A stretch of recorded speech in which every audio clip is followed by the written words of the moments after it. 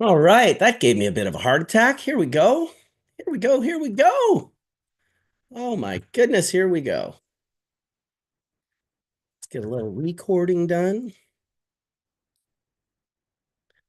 All right, welcome everybody. This is Hash Church, season 11, episode 12. And I'm freshly back from Europe via Barcelona, Amsterdam, and Iceland. Back to Vancouver to be sitting in my beautiful office here for the Hash Church of Hash Churches, episode 12, season 11. Super stoked for today. I guess I want to start with, well, let's just go into the chat and make sure everyone's hearing. Yes, yes, they're all hearing. Always a good idea to check with everyone that makes sure your technical difficulties aren't occurring. So wonderful. We've got a bunch of people in the chat room, already 50 plus people. And as always, at the beginning of Hash Church, I am going to shout out our sponsors. Today, I want to announce a fresh new sponsor, one that I'm very happy to have here. I want to really welcome these guys. These guys have been global pioneers since 1993. CANNA supplies cultivators from all over the world with products that would easily align with their growing systems, and there are a lot of growing systems. By continuously looking into plants, growing conditions, and crop-specific needs, CANNA is able to offer not only the right products, but also the technical support that every grower requires to optimize their cultivation. They have 3 unique R&D facilities globally in the Netherlands, Spain, and Canada. And these are not small facilities. These are serious R&D facilities. Canada is able to keep track of market developments, and they test all their products and respective growing techniques first before launching to the market. Did you hear that last part? They test all of their products and respective growing techniques first before launching to the market. This is very unique, and we are not seeing this a lot in the world of cannabis. The call to action, you can find them at www.canna.ca, and you can follow them on YouTube, Instagram, Facebook at CANNA Canada Official, and LinkedIn. If you have technical growing questions, which is a pretty cool thing, you can always email the CANNA Canada team at info@canna.ca. That's info at canna.ca.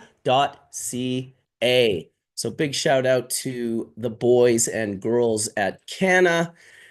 Next up, we've got the Puffcos. Man, Puffco was so amazing in Barcelona recently. They really laced me up. They took care of so many people. They had an incredible booth. So many people were walking around with Puffcos and proxies and pivots.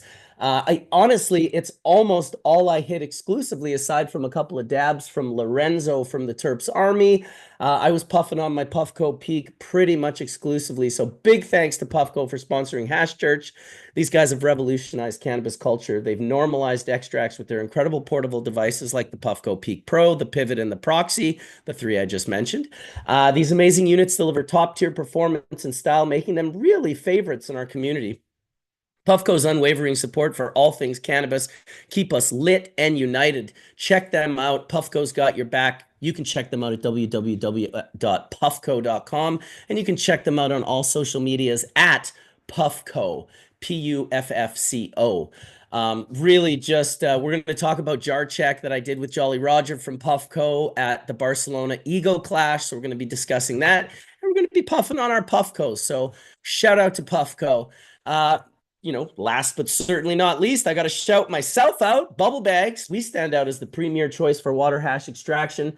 And I hope it's no surprise why. We are the original innovators who set the standard for quality and performance. Crafted with durability in mind, these bags come with a lifetime warranty, ensuring you're covered for years of consistent use. The team behind Bubble Bags, that's my team, takes pride in their pioneering legacy, backing every product with unwavering confidence and a commitment to excellence, making us the trusted go-to for enthusiasts and professionals alike seeking top-tier hash extraction results. Bubble Bags is also responsible for Hash Church existing. They're responsible for all of my Facebook accounts existing. Really, Bubble Bags is the fuel that has fueled the Bubble Man and all of the education that I've shared over the last 25 to 30 years.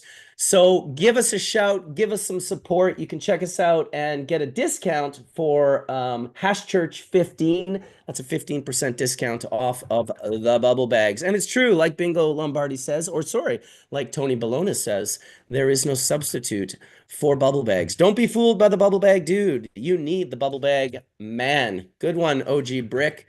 Appreciate that. So I think we've shouted out our sponsors and we want to help them. I do have a few more little things throughout the show I'm going to share in regards to CANNA. They've sent us some videos of some of their facilities. So at one point in time, when it becomes the right time, we'll share some of those videos as well. And in the meantime, let's let Colin in here, Mr. Gung Ho, our first always guy to jump on in the chat. Hope you're doing well, Mr. Vessel Life Science, and hope you had a good couple of weeks while I was away in Barcelona. You there, brother? I'm here. I just I hear you. had a little thing with my computer here. What's up? How you doing? Dude, I'm doing really well, man. I'm doing really well. Just freshly back from Spain, got the pipe sitting in the universal heater here and getting ready to start off Hash Church properly with some dabs. Got a new panelist that I've invited in today. He's been chatting with me on Instagram. He's in here right now, the inventing room. And I believe, I don't want to misquote, but oh, look at that. He even came in sideways like a hash church noob on his phone. That's me. Came in sideways. How's it going, bro? See if you can fix that shit up. Okay, let me fix Computers it. are ideal. Phones are so hard because they're hard to find. There you go. You might be able to get it sideways and make it so you know you're not like, because Colin and I are like this and you're kind of like this. You might be Okay. able to figure that out, but no big deal if you can't. And fucking welcome to Hash Church, Jacob. Jacob's been watching Hash Church for the last 10 plus years from Sure. countless labs around the US. And yesterday he was like, dude, I want to come on Hash Church. And I was like, well, fuck, I want to have you on Hash Church, dude. How you doing? Very good, man. Thank you for having me on, brother. It's a real pleasure. I appreciate it.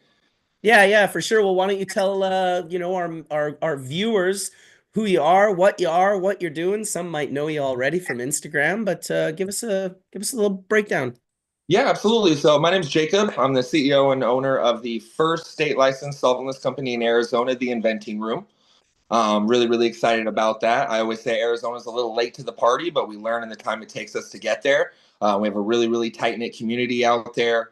Really, really got a lot of great people in a lot of great areas. I'm very blessed to be able to work with a lot of great people out here. We're not yet single source, so I get to utilize a lot of different gardens and work with a lot of different farmers and teams like that. So that's always a blessing. And we are going on about 4.5 years now.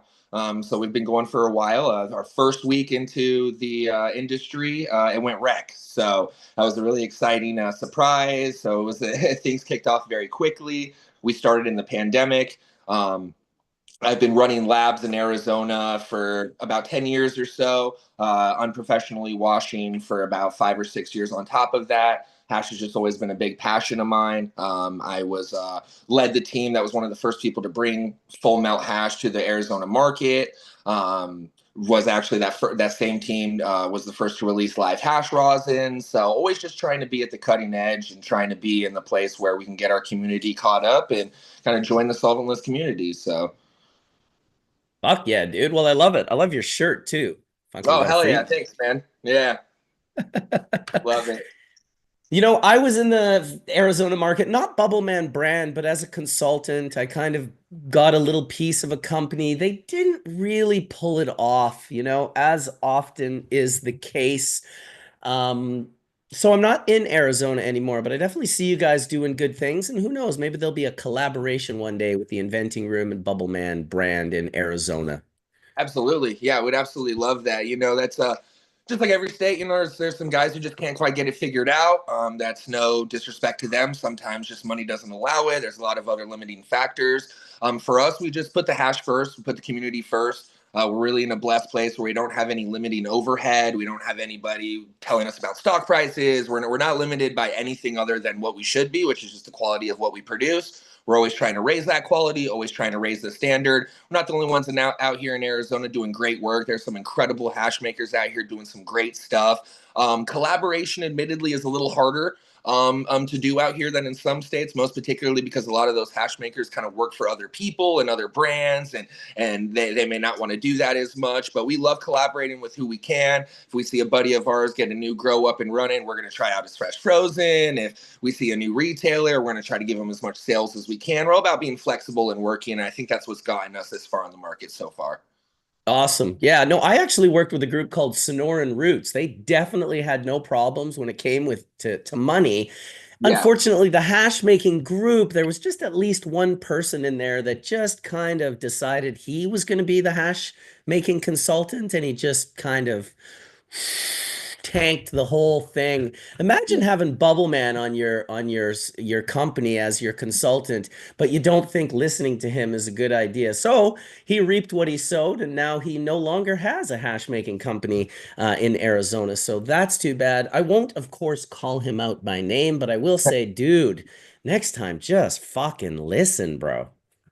Yeah, I've definitely been in similar situations where the culture and understanding of hash on a deeper and more spiritual level, it's not really acknowledged in an Arizona business statute, True. unfortunately. It really comes down to seniority. I've literally had consultants look at my boss at the time and be like, hey, this guy's literally telling you exactly what is correct, but and my boss flat out told us, both of us, I won't hear it unless it's coming from your mouth. So just a lot of ego, just a lot of displaced anger and things like that. That exists in every community, every industry all around the world. So we're just lucky to keep our morals high, put our best foot forward, try not to burn any bridges or shit on anyone. And those exact conversations is actually what led me to do the inventing room.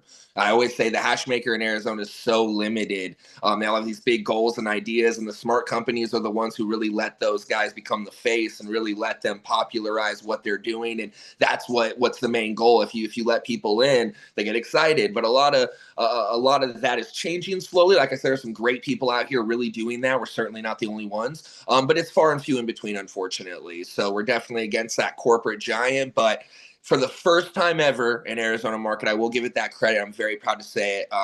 Being on this side, talking with the purchasing managers, trying to get product where it needs to go on the shelves. It's the first time I've ever heard consistently from multiple people that they're saying, for the first time, these are corporate people, by the way.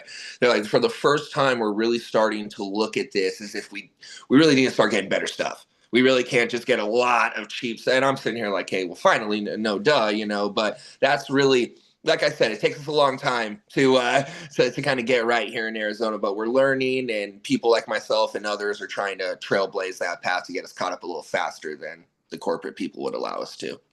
Well, it's not just, there's always been this division, especially since legalization, between this sort of corporate, the roots and the suits, if you will, Right, really, right. the roots and the suits. That being said, you know, obviously there's a place for corporations in this world, because I'm sure you, myself, and Colin right now might not be wearing clothes. We might not be on these computers or our phones. We might not be able to drive our cars. We might not be able to go grocery shopping. So we do have a strange thing with cannabis where it's kind of like we can't allow any large scale corporate entities. It's like, no, no, no, no, no, no. We can. We just want to turn them on to better ways of doing things. Things are Exactly. scalable. You can grow cannabis by the field and grow exceptional cannabis. This is a fact. 100%. You can go on a larger scale. You can make hash on a larger scale. When I first made the bags, I had a 5-gallon kit, and everyone was loving them. And it was years and years. And then I came out with these 20-gallon bags, and people were like, oh, yeah, man, that's too big. You're going to Right, lose your quality. This was before hash makers understood that we aren't responsible for quality. We're actually right, right. responsible for purity. And if quality happens to be there, then it peeks out its little head, and we unveil quality through purity. That's what hash makers do. And so it has nothing to do with quality as much as that's really the grow and the genetics. So I'm always kind of, pulled in these both ways. Like, part of me loves the idea of just being like a small time single source hash maker, and I love that we have those, and I think we need tens of thousands of those, if not more, Right. hundreds of thousands of them worldwide. At the same time, the majority of people will always get their things from larger companies. Just like I mentioned, all of our clothes, our hats, like even these hash companies that are claiming single source and this and that, we don't want to get too big. They order their swag from China, from a Right, giant right, corporate company, and then they wear right, right. hats from China and shirts. And so it's just this, of course we have a little bit of hypocrisy, as we are humans, and there's always hypocrisy in everything Right. that we do.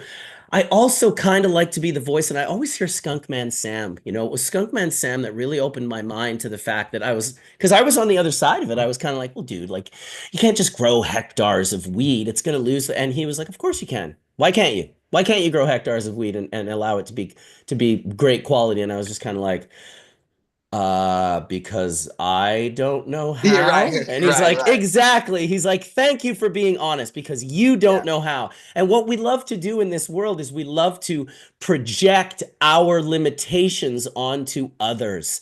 And when you see someone projecting their limitations onto you, the best bet is to just avoid it at all costs, move forward, because there's going to be people that are very happy with growing a small garden and making beautiful quality hash and getting it right. out to the 100 people that they sell to, maybe the 1,000 people that they sell to. But then there's others who are going to grow cannabis on a scale and make hash. And I really hope that the integrity of that eventually, because today we know it is, the integrity of that Right. is affected. And that's why we are on that side of the argument saying, no, but look, just because those companies are limited in their ability to execute scale does not mean that scale is impossible Oh, to 100%. execute. No, And so definitely. I think guys like yourself and Colin and myself and a lot of the guys that came up in this from the small getting into the larger, I mean, it's certainly not an easy game turning people on. I mean, my goodness, it is difficult. The Right, whole sort of, here we are selling a volatile product. And the first thing that the CEOs and the CFOs and all of the sort of corporate people want us to do is they want to stabilize the product. And the right. product by nature is volatile. And so you have this very, very difficult right off the bat, like, how are we going to stabilize a volatile product? Well, from my perspective, we aren't. We will not be able to stabilize a volatile product. What we will Right. be able to do is we will be able to involve a cold supply chain that will appear to stabilize the product, very much like how emulsification of cannabinoids appears to make the cannabinoids soluble, when in reality they are not soluble whatsoever. They are micro dispersed into the liquid, and Right. that's the real trick. And I think that's sort of the metaphor for the cannabis industry. I'm just excited. I do want to mention, because I should have mentioned this before we got into the conversation.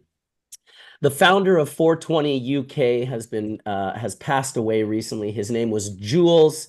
This guy disseminated knowledge throughout the UK. He kept many people informed and updated. He was a beautiful soul who works with many outstanding breeders, maintaining old strains such as UK cheese. Literally millions of posts, tens of thousands of members. Jules was and is loved. These are the words of Persephone Lux that I am reading. These are not my words. I want to give her a shout out, as her husband was good friends with Jules in the UK. And as the cannabis and hash community, of course, we mourn for Jules's family and all the wonderful people that he supported over the years. Anything you guys can do for their family, please do so. If you want to go support 420 UK, go check them out. And yeah, I just wanted to definitely mention that Jules has passed away quite suddenly at a very young age of 58 years old. I'm 52 in 8 days. I turned 52 in 8 days. I guess the next hash church is the day before my birthday. Maybe we'll have a Oh, little birthday party for the Bubble Man next weekend. We'll see what happens. So shout out to Jules for all the great work. So many great people over the years have brought this information and knowledge. And if you look at the information and knowledge, it used to be very small. We'd get it from High Times right. magazine. If you look at the information, why can we scale the information, right? And build these huge sites and get the information out to millions instead of hundreds, but we can't scale hash production and cannabis growing? That's a question to think about, isn't it? Oh, we can.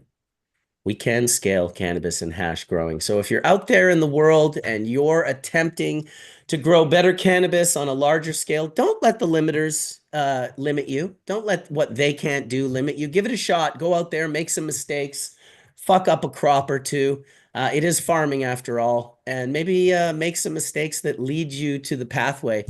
It's really such a shame that we've lost Skunkman Sam, because all of that information was just sitting in that big old head of his.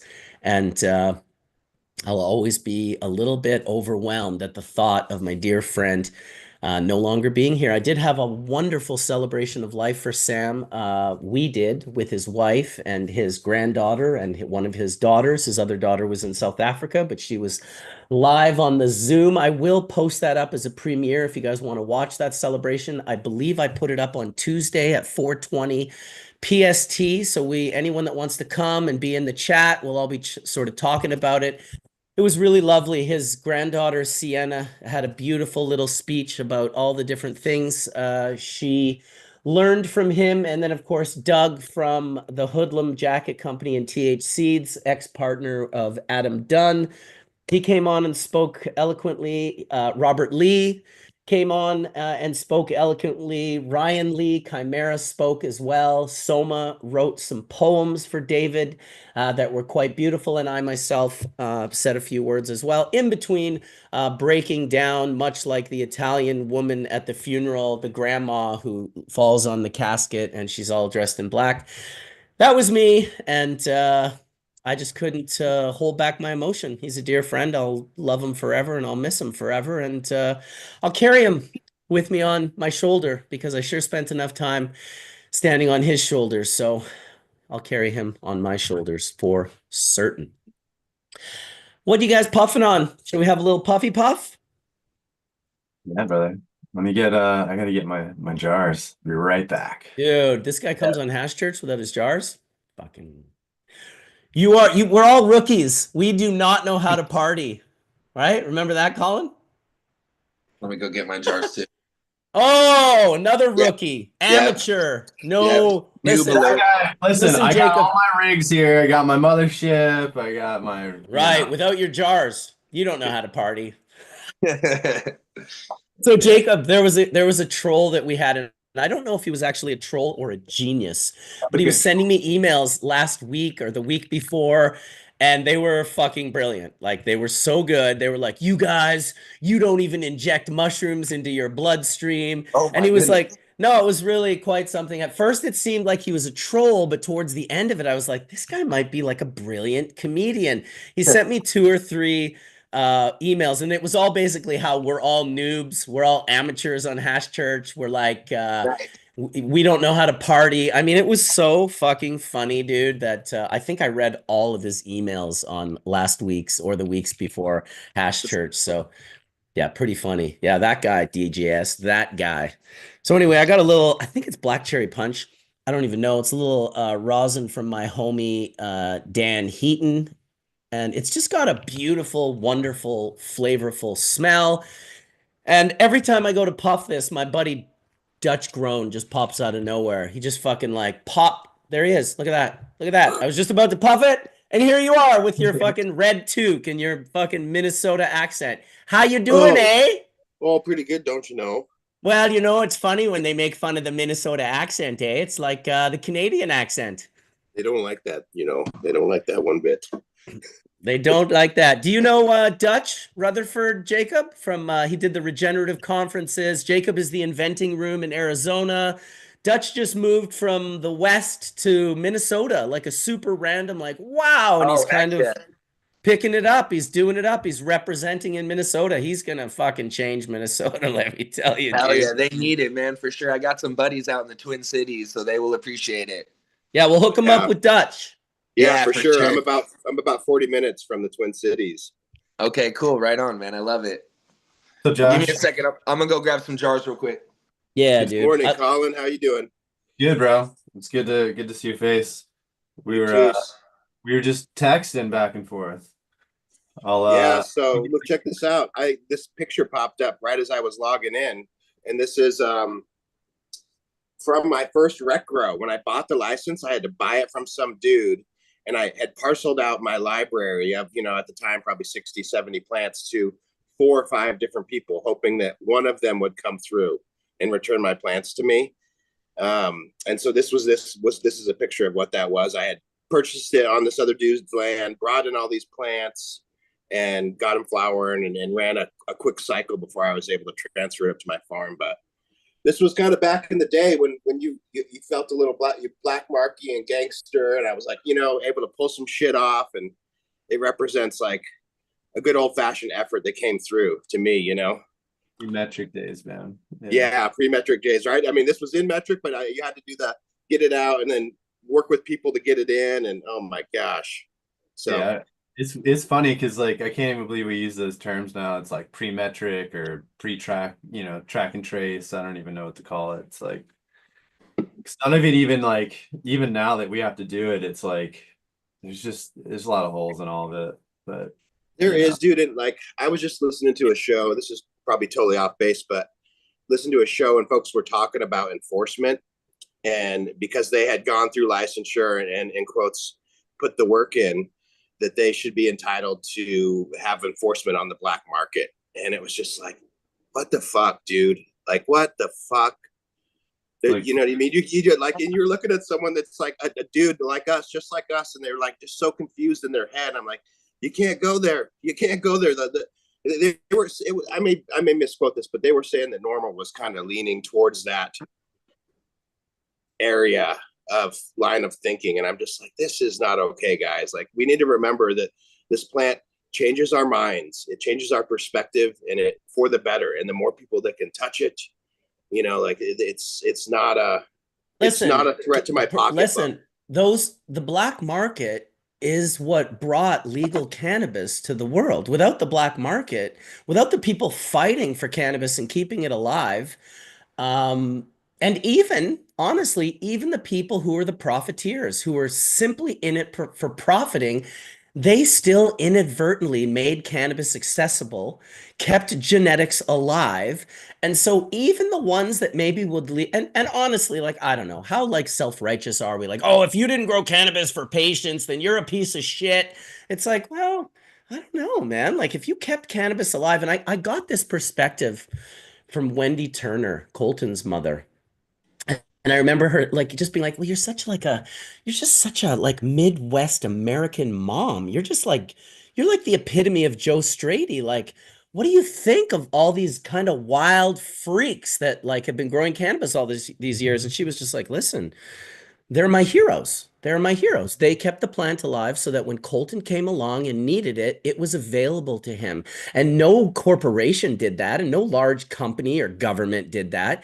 It was individual people who were doing that and keeping it all alive. And yes, for whatever reason, if your reason was the righteousness of helping people, if your reason, here's the thing, even if your reason is straight up profiteering and all you're trying to do is make cannabis accessible to people and just become the richest dealer that you can become, you still inevitably do God's work. You're still inevitably supplying cannabis to the world. People Bro, are using it preventatively, which is medicinally. in Washington, this funny thing happened because I had a rec license there for almost 10 years. And I was also working in the hemp line, you know, just kind of working all the lines. And what I had noticed was some of the cultivars that had gone out of touch or out of reach in the black market world were totally accessible in the legal market world, were these folks that maybe didn't even understand their value. Like, there's grape ape running around in Washington. You know, you can go buy grape ape weed, and there's a number of people that have grape ape, and there's tons of people that would pay a lot of money to get a verified cut of grape ape. For sure. And it's you know, like I even came across a pink lemonade cut right out of a rack. The guy didn't even know what he had. He's like, I think this one's pink lemonade. I'm like, well, I'll take it. I'll try it out. Grew it up. It was the fucking pink lemonade. You know, it was the real fucking deal. He didn't know what he had. And so like, I think that there's something to that concept Michael Pollan threw out there, that, you know, who are we working for? You know, whether we like it or not, you know, even if we are profiteering, this plant will sort of make us bend our will to its will, you know. Dude, I love that you bombed out Michael Pollan, dude. Like, Michael Pollan, for those of you that don't know, The Botany of Desire, if you're not into reading, there's a documentary. I personally would read the book. The How to Change Your Mind, his psychedelic book, and one of my favorites, The Omnivore's Dilemma, where I he think it was an introduces omnivore's you. dilemma where he hit that. Yeah, that's my favorite one, dude. That's where you get introduced to Joel Salatin, the lunatic farmer, and just the such an incredible author, the most unbiased, like beautiful, like writing about diet and food without any bias whatsoever. It's the opposite of talking to a militant vegan. Like it was refreshing, and I have nothing against veganism. I just don't like when it's like this one particular.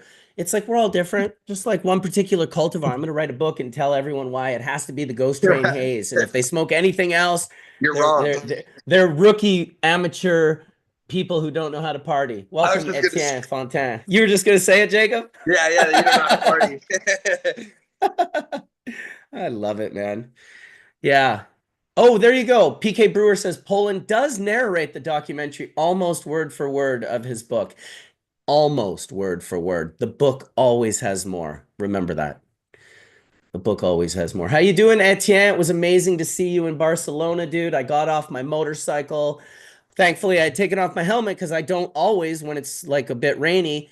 And I was walking, I was at least 50 plus feet away, right about to go around the corner of some cars and stuff. And I hear this, well, shit, I think it was Bubble Man. I think he screamed Bubble Man. And I was like, kind of looked around, and lo and behold, there's Etienne, fresh out of the van with his crew of activists, fucking Myrtle in the house, like all these amazing activists that literally just got back from Austria, if I am correct, speaking to like the United Nations. Is that right? Or Yep.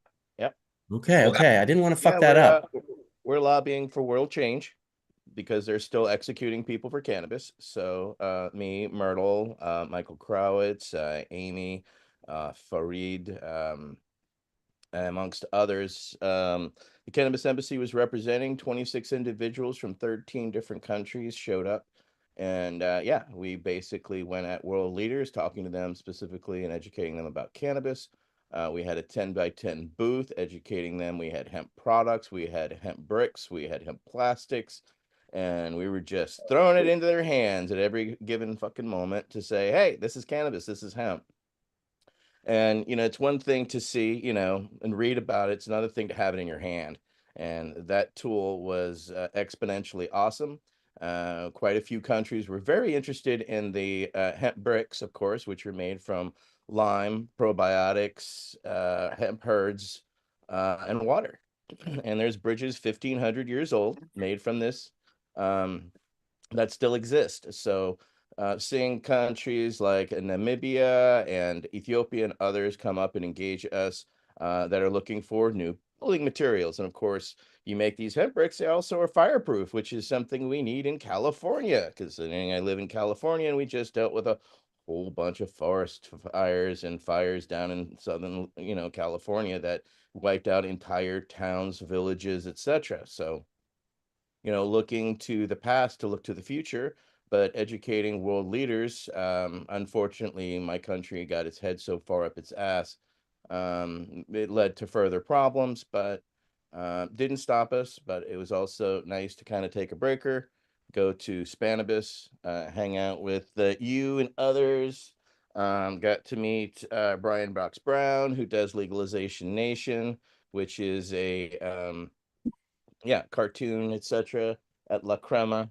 And yeah, had a great time. It was great seeing you, Bubble Man. We didn't spend as much time together as we could have, but it's the craziness of Spanabis and the last Spanabis, which was, of course, its own morning. The last in Spanabis in Barcelona. Barcelona, but It's a big deal. It's a big deal. it's a big deal, considering that, I first went there in 2010 with Berkeley Patients Group and actually set up and talked to people and ran into Mila and to see the Spanish scene and how it has grown, over the past 15 years has been, exponentially awesome, and a credit to, the EU people moving to Spain and making Spain happen.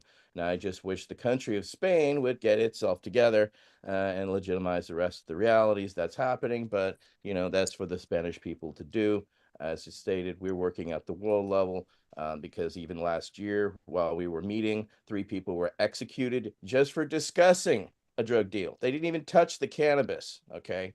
So this is what we're Where trying was to this? stop. Singapore. Okay, so this was the question I wanted to get into. I'm going to quickly welcome Samantha Sensi, who just popped into the room because I don't want to be rude, and it's always nice to acknowledge new folks. So we will talk to you very quickly, but I want to quickly ask Etienne, because I think this is fairly important, and I'm pretty sure I probably know. But big fight, obviously, fighting the execution of cannabis prisoners. That is so fucking mental to say that while I sit in Canada with a license to keep 10 pounds of anything I want, including hash, at my house safely. License to grow federally 100 plants, but someone is talking about a drug, just in a room talking about a drug deal, and they get executed. Let's name off every country that you know, Etienne, that is currently executing people for cannabis crimes, because I think everyone should have that list at the top of their mind. And personally, as a cannabis user, because I did have a friend who went through Abu Dhabi on his way to Spanabis, and I told him, like, be careful, dude. Like, those countries, if they take your blood and they find cannabis in your blood, they can potentially imprison you and maybe execute you. You can fix that if it's wrong, Etienne. But please, the top countries that are executing people for cannabis right now. Oh, you're muted, Etienne. Oh, he's still muted. Sorry, of There he course, is. Singapore, China. Hold on one second. We know for sure, specifically Shanghai, because of the situation that, pardon me, Singapore, that happened last year. And again, it was 3 people who were executed specifically. Of course, China, Saudi Arabia, Iran, Malaysia. Um, those are the specific bigwigs that are executing people. Yeah, possession of more than 500 grams in Singapore, executionable. China will execute foreign nationals for drug trafficking offenses encompassing cannabis. Iran, despite recent reforms reducing executions for certain drug offenses, trafficking significant amounts of cannabis can still lead to capital punishment. And Malaysia, where there have been discussions about abolishing the death penalty, it remains a legal punishment for cannabis trafficking. Other countries, the UAE, Indonesia, Kuwait, and Egypt. So these are serious countries you need to realize if you travel through and abroad. And as Marcus said, they can pull your blood. And if there's THC in your blood, you know, worst case scenario is on the list. So my friends and I at the Cannabis Embassy, and I'm very thankful to be working with such very competent activists from around the world. That's what we're working to and towards by 2030 is that goal. Since we got medical cannabis legal in December of 2020, it's still a lot of work, people. So showing up, being there, the United Nations would not let us have hemp plants, which are legal in Austria. They would not let us have them to display inside our cannabis booth because they felt uncomfortable. The United Nations.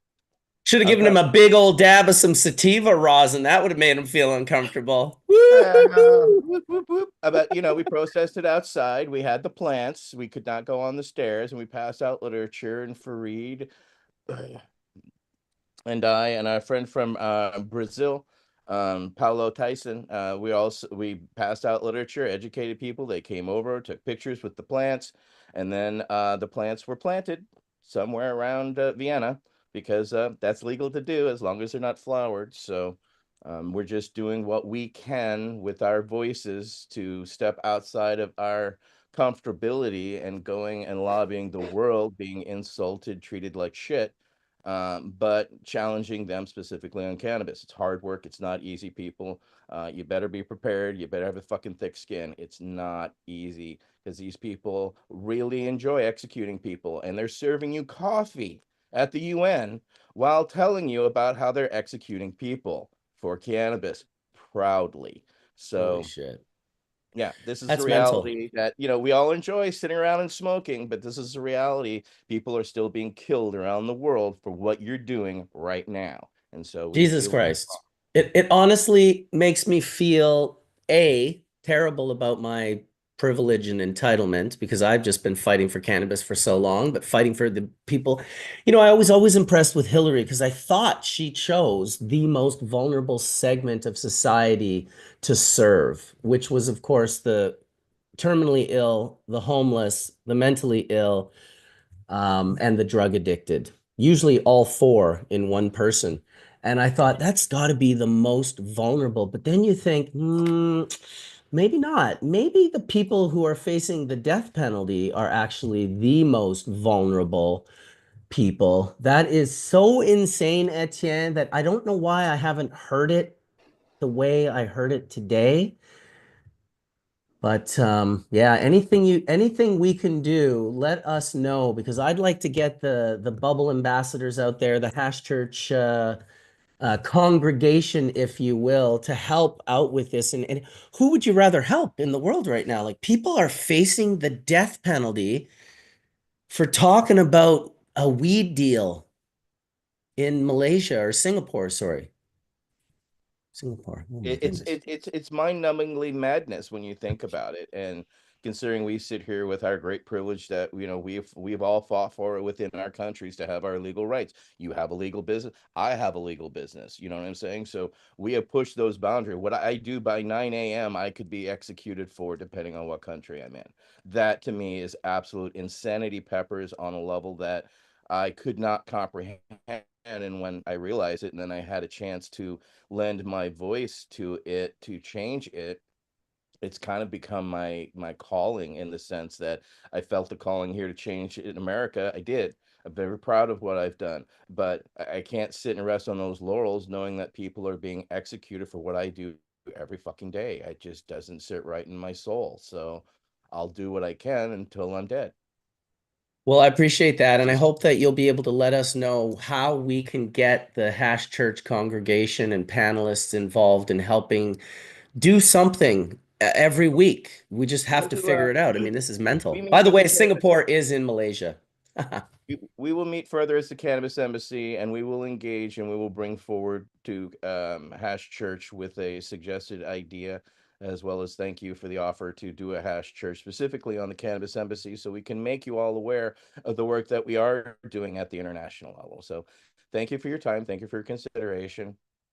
Thank you, Etienne. That was heavy. We're definitely going to do that Hash Church. Samantha Sensi, welcome. Please let Hey everyone there. know, a little bit about yourself here, your first time on Hash Church. And thank you for balancing a little bit of this male energy.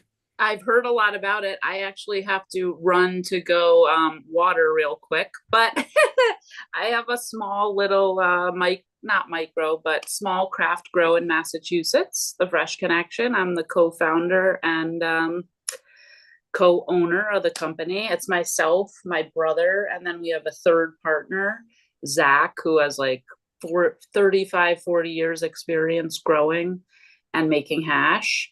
And I learned from his mom. She's like an Oregon country fair hippie. And so he learned from her and then from a bunch of Hell's Angels. So he had a bunch of influences. And then I've been working with him for about a decade and basically was looking for someone in Oregon, where I lived for the past 15 years, who could make the jump to Massachusetts, because there's just like so much stuff, But it's like I've been growing for about a decade straight, but I grew my first plant like 20 years ago. And 2006, so a while. And it's been quite the journey. So thanks for having me on. I've heard a lot about Hash Church and just excited to meet you guys. Shout out Colin. And I don't think that Jen's on here right now, but she told me to come Not yet. on. Yeah, Jen Doe. She said she was going to come on today as well. So welcome. I love the fact that you have to leave right away for a bit to go water your plants. That's gangster. It goes quick. It's all automated, but somebody's got to go down there and just make sure that stuff isn't plugged. You know how it is. If one plant doesn't get watered, you get less yield, or the plant could die or whatever. So yeah, just got to make sure they're all balanced down there. And not to mention the vibration of the plant. It can't feel good to the other plants to just be all healthy and be like, oh shit, look at Bob. he's not doing so good. Oh my God, Bob's dying. Yeah, exactly. Just There's right that next too. to you. It's like, oh my God, Bob's touching me while he's dying. Get off me, Bob. Don't pass your, especially once a plant gets sick in a grow room, like it's one thing to get a less of a yield, but how about now the frequency of that plant is as such that bugs see it more readily, Yeah, powdery mildews, all sorts of these intelligence that we often attribute to a fungi, but not to bacteria and all the other things that can occur. These are intelligences. And the way yeah, nature is programmed is the lion does not go eat the healthy male wildebeest. It goes and eats the weakest, the sickest, and the eldest. And that's what it sees because it knows I only have so many times to exert energy before I myself will perish. So I can't take 8 different tries of the healthiest wildebeest. I have to make sure I get something the first 2 or 3 tries. And that is literally the program of nature. And that is the program of insects with plants. I've seen it time and time again. You let one plant, they become vectors, right? If one little plug exactly. happens, the Well, plant's not getting water. Now it's a vector.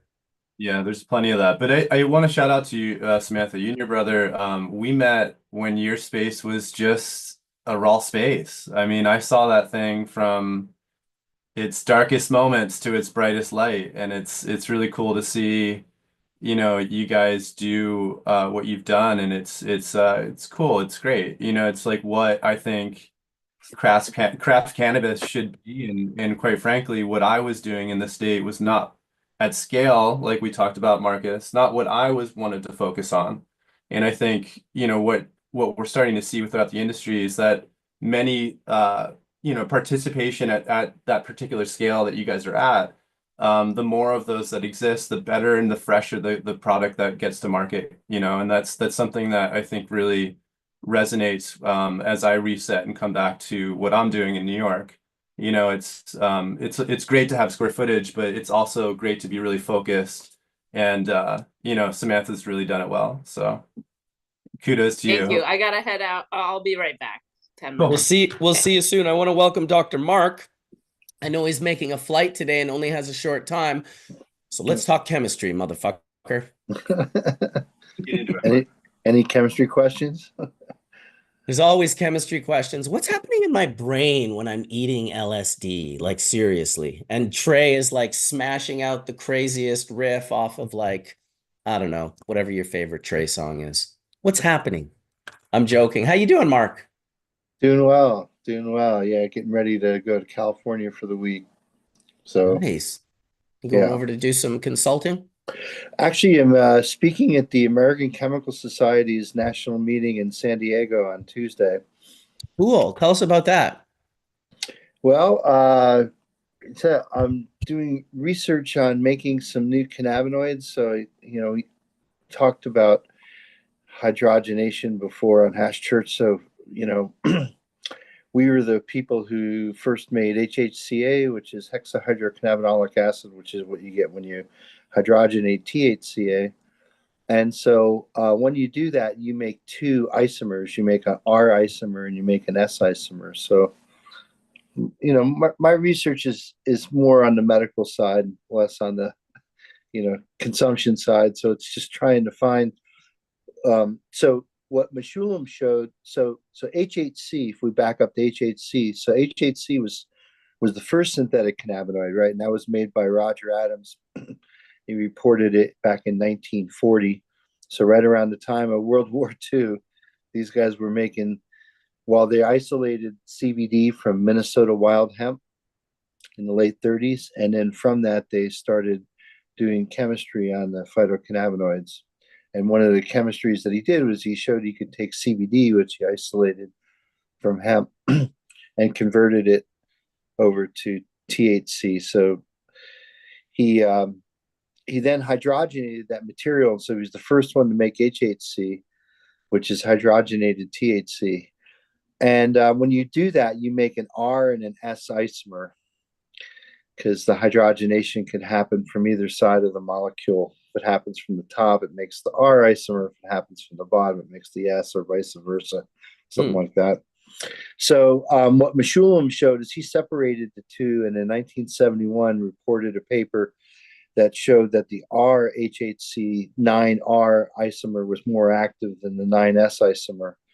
So, it's kind of known that that's kind of like a better configuration for the molecule to fit into the CB1 receptor. So when you do the molecular modeling, you could show that the R isomer kind of just makes a better lock and key fit. Well, what we've been finding with HHCA, so when you hydrogenate THCA, you make HHCA, we're finding that the S isomer is more active. And it's very intriguing because the literature would point us in the other direction, that the R isomer would be more active, but we're finding the S isomer is more active. So that's kind of cool. So we're going to present some of those results for the first time. And the other new thing that we did is we hydrofluorinated the cannabinoids. We hydrofluorinated HHCA that makes 9-fluoro-HHCA, or we hydrofluorinated THCA rather. We hydrofluorinated THC, it makes 9-fluoro-THC, which are new molecules that have never been made before. So we're testing those alongside the hydrogenated compounds and seeing what the difference is of adding hydrogen across those double bonds versus hydrogen fluoride. Hydrogen fluoride is a really nasty reagent. You shouldn't be working with it in your typical labs, but I'm a chemist, so don't try this at home. We know how to. Oh, trust me, I won't. So is this like different or the same as some of these synthetic cannabinoids that are like sold as spice and just like destroy people? You see these insane videos of people hitting it in prison and just like losing their fucking minds.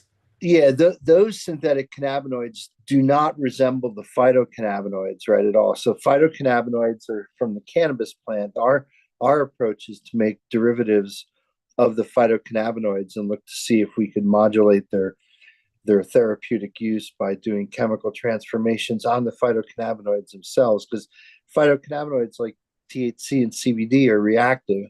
So to organic chemists like me, it's like, oh, wow, they're reactive and they're biologically active.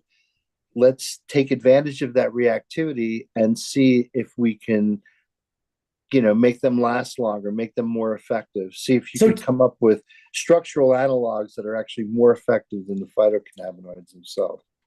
Do you yourself follow, say, the school of Sasha Shulgin with the bioassay of the substances that you're like? Is someone taking these and then being like, oh my God, it's wild? Like, or is it just really sort of theoretical paper? Oh, the bonds, the lock and key, this is what this, or is someone like, there must be someone on some fish lot somewhere who's willing to eat this stuff, no? Well, HHCA, I definitely tried it. I was just interested, in what the hydrogenation did to THCA. And so when I first made some, we just took some high THCA extract, BHO basically, and hydrogenated it.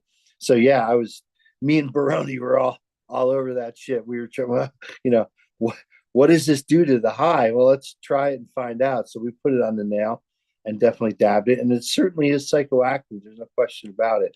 You dabbed it with Baroni? Oh, yeah. Oh, yeah. That's awesome, dude. Yeah. Yeah. Well, and the crazy thing was I spoke at, Kevin McKernan's CanMed thing back there in 2017 at Harvard Medical School. So here I am in front of, this illustrious, audience of doctors. And brought up Shulgin by name and said, we did this chemical transformation. Now, what did it do to the molecule? So I'm like, okay, let me try it. And yeah, I think I freaked out half the audience that was in there. I think it was the first time they heard the word dab. It's back in 2017. But you gained the respect of the other half of the audience. Well, and that's the half you should focus on, Dr. Mark. Yeah, no, some people thought I was kind of like Frankenstein. It's like, oh my God, this guy's like Frankensteining new molecules and then trying them. It's like, did you break out a torch? Yeah, I mean, definitely, I read Shulgin's books. I read one of those books twice. So it was so much fun. So yeah, Sasha was just like one of those people who, said, look, there's structure activity relationships that we could understand, like what chemical transformations and how we're manipulating these molecules and what kind of biological effect they have on us. And I guess his manipulations of those molecules, the tryptamines, were so subtle that our own experiences can basically discern, oh yeah, that's the 4-bromo, or that's the 4-chloro, or having some kind of molecular recognition on these molecules just based on the way they make us feel. But yeah, I mean, I'm now I work at a college and I'm educating students, and we're learning how to do synthesis, and we're testing these things in microtiter plates against bacteria and against tumor cell lines. No, we're not really into this for the recreational aspect. It's more about the medical pursuit now. Makes sense. But still, the bioassay does tell you the pathways. It does let you know Well, how it it engages with the tells us human. if we're hitting CB1, that's for sure, right? So when you're hitting CB1, I mean, that high that we all feel is basically agonizing your CB1 receptor. So if we're hitting CB1, yeah, it's something that, just taking a dab of it, you can feel. But the thing that I don't feel about these compounds is that, we don't know if they're thermally stable, right? And so when you put fluorine on a molecule, you could thermally exude the hydrogen fluoride back, and it's probably not anything you want to be dragging into your lungs. But fluorine is the most electronegative atom on the periodic table. And so what that means is that it withdraws electron density from anything it's bonded to. It's so electronegative. And so what that does to the shape of the molecule is it contorts the molecule in a weird, what's called stereoelectronic way. So it kind of contorts the shape of the molecule electronically because of the fluorine withdrawing electron density from the rest of the atoms. So it's what medicinal chemists love using fluorine in molecules. You'll see a lot of medicines, a lot of FDA-approved drugs with fluorine in them, because it does, for such a small atom, it exerts a really strong impact on the molecules themselves. So us chemists, we love fluorinated molecules. Colin has his hand up. He wants to mention something, but before he does, clearly, Dr. Mark, you are not a rookie, lightweight, amateur partier. I'm just going to say that. Go ahead, Colin. So Dr. Mark, really fascinating and informative, amazing stuff. So from a toxicology point of view, have you guys run any studies at all with exactly what you just said in mind? Because it seems I like, mean, we're just testing these things for the first. We just made them just earlier in the year, and now we're testing them because they're new compounds. We filed for patents just because we can. Whenever you invent a new molecule or you have a new molecule, you could patent that composition of matter, and we did so with HHCA. So we filed for patents, but in order to show utility, you have to show some kind of biological effect. So we've been looking at. I have a colleague who's in my department upstairs on the third floor of Chiré Science Hall at St. Michael's College, where I work. And she's a cellular biologist who studies T cells. And so she raises these leukemic T cells that are basically cancer cells. So we look to see how well we can kill those cells. And what we do see is we see like the 9S HHCA is more active than the 9R at killing those cancer cells. And we don't know why. We're just scratching the surface. It's because the 9S is full melt and the 9R is mids. Is it perhaps the control is your other T cells, and you're giving it just that one particular, Yeah, well, we have a positive and we have a negative control. Our negative control is we just use the DMSO that we dissolve the cannabinoids in to look to see if the solvent itself has any effect. And in negative control, we use something called apetocide, which is a known cidal agent for these cells. So that tells us that the cells can be killed, right? And then what we do is we make a 10-fold dilution of our solution. So we usually start at like 100 millimolar then we'll do a tenfold dilution of that to make 10 millimolar. Then we'll make 1 millimolar. Then we make 1 micromolar. Then we make 10 micromolar, and so on. And we make all these concentrations, and in the biological assay, what they're doing is they're looking at how many cells are alive or dead in this assay, and they can determine that by something called flow cytometry. So flow cytometry is just a commonly used technique in microbiological labs that look at cell death.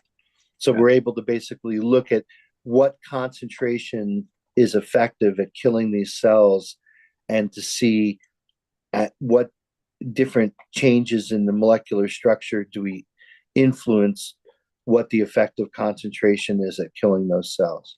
That's interesting. Does that make sense?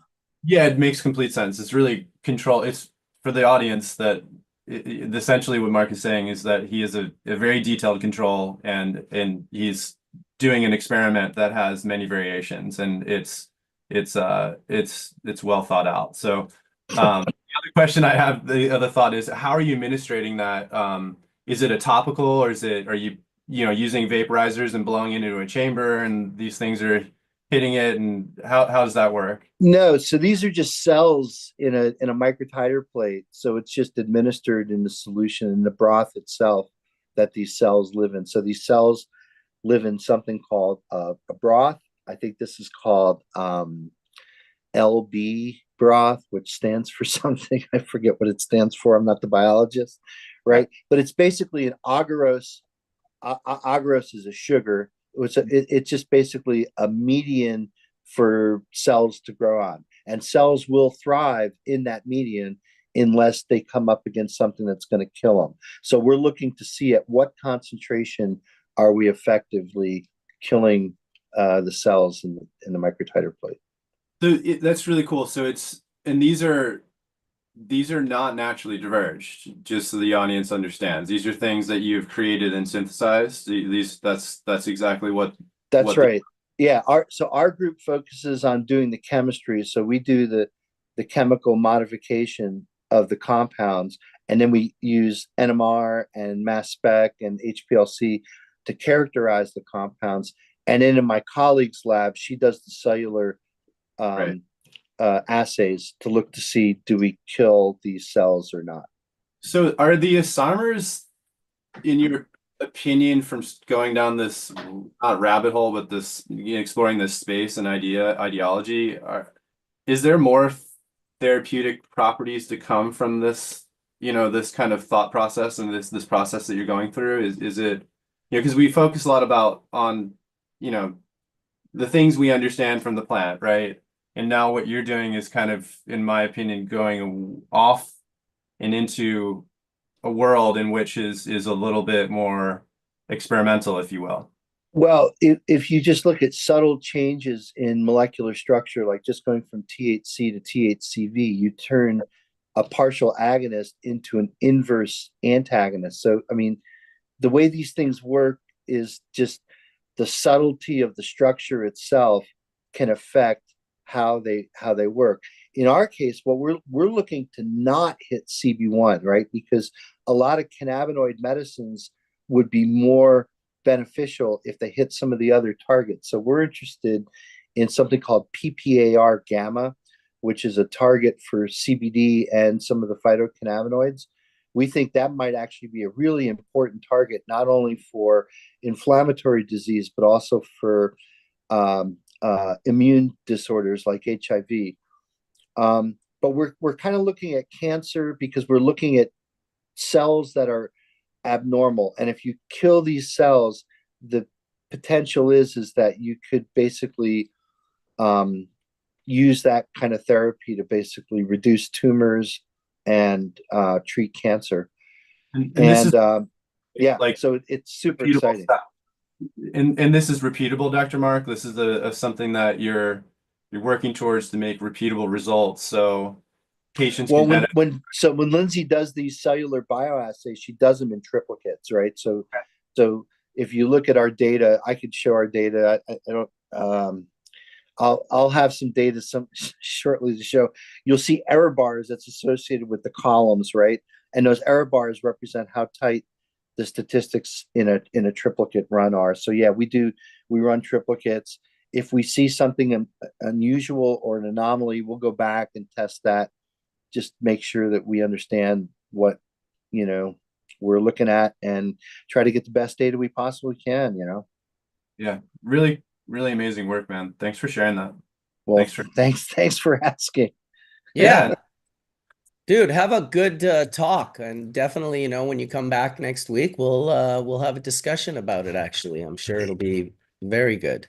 Yeah, well, I mean, this is the American Chemical Society has a cannabis chemistry subdivision that we started, I think, 10 years ago now. Yeah, it was in 2015 that we first met in Denver. So Kyle Boyer has just been elected chair, and I think we might actually become a full-fledged division ourselves. Right now, we're a subdivision within a division because I think there was still some notion of, oh, why do we need an entire division of the American Chemical Society dedicated to cannabis? But there's like an entire section of the American Chemical Society that's devoted to rubber, and that's because there's this thing called the tire industry, right? So tire industry throws a lot of money at it. Next thing you know, they have their own division. There's cellulose and paper because there's huge cellulose and paper companies, right? Throw a lot of money at it. Next thing you know, you have a division. So cannabis chemistry is super important these days, not only from the testing point of view, but just from the education. We're educating, the future cannabis scientists of the future, and those people need a good grounding of chemistry and biology.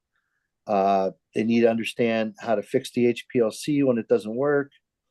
So we're teaching really valuable, employable skills to, people. And I think it's important to have the attention of the American Chemical Society because, this is, the largest chemical society in the world. And I think people, in spite of what's going on in the world today, still look to the US for leadership in this area.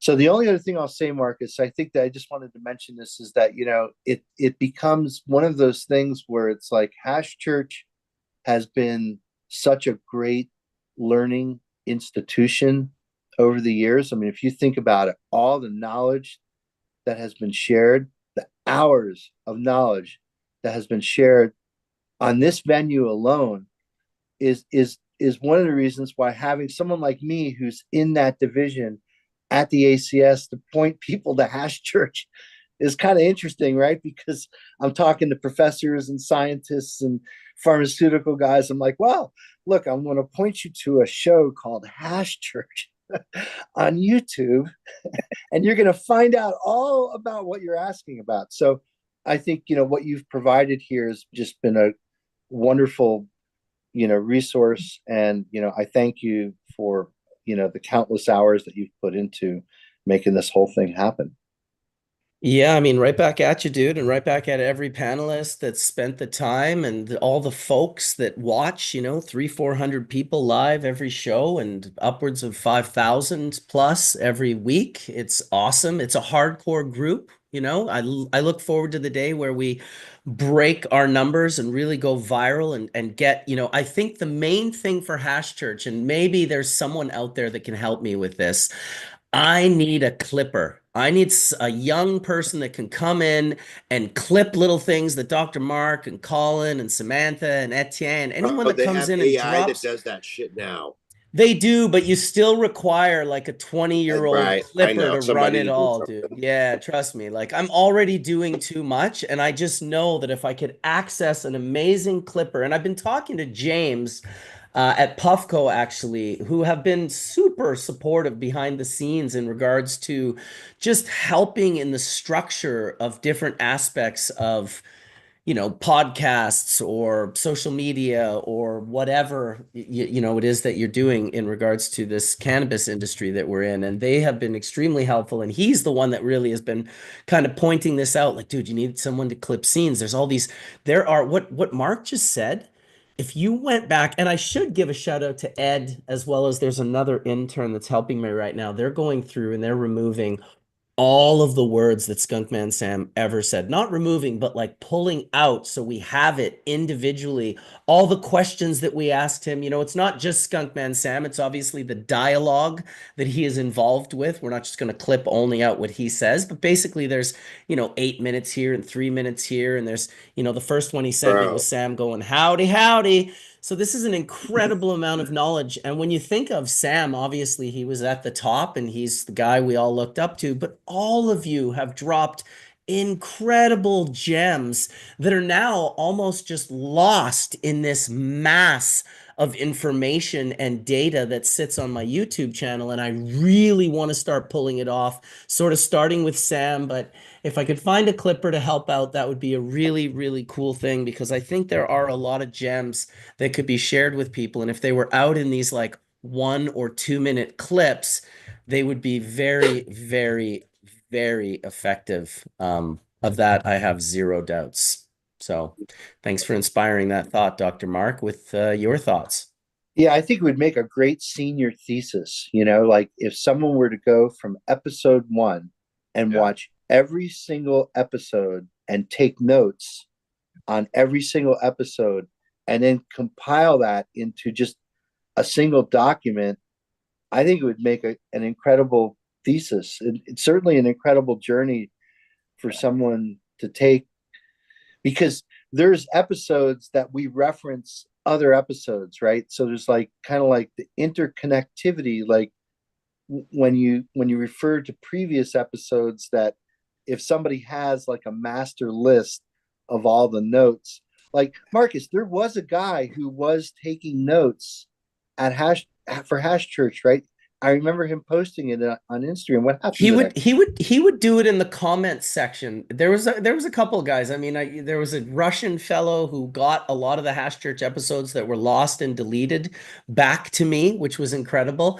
There was a guy for some time in the earlier Hash Church where he would have these just super long, like at 7 minutes and 37 seconds, Etienne mentions, and he was breaking it down like that. And I think you're right in regards to someone going through that would make an incredible thesis. That's also like the mighty oak tree. I think nowadays, for efficiency, the blades of grass would rule the show. Getting 100 people to, or 50 people to each watch 5 or 6 episodes and do notes.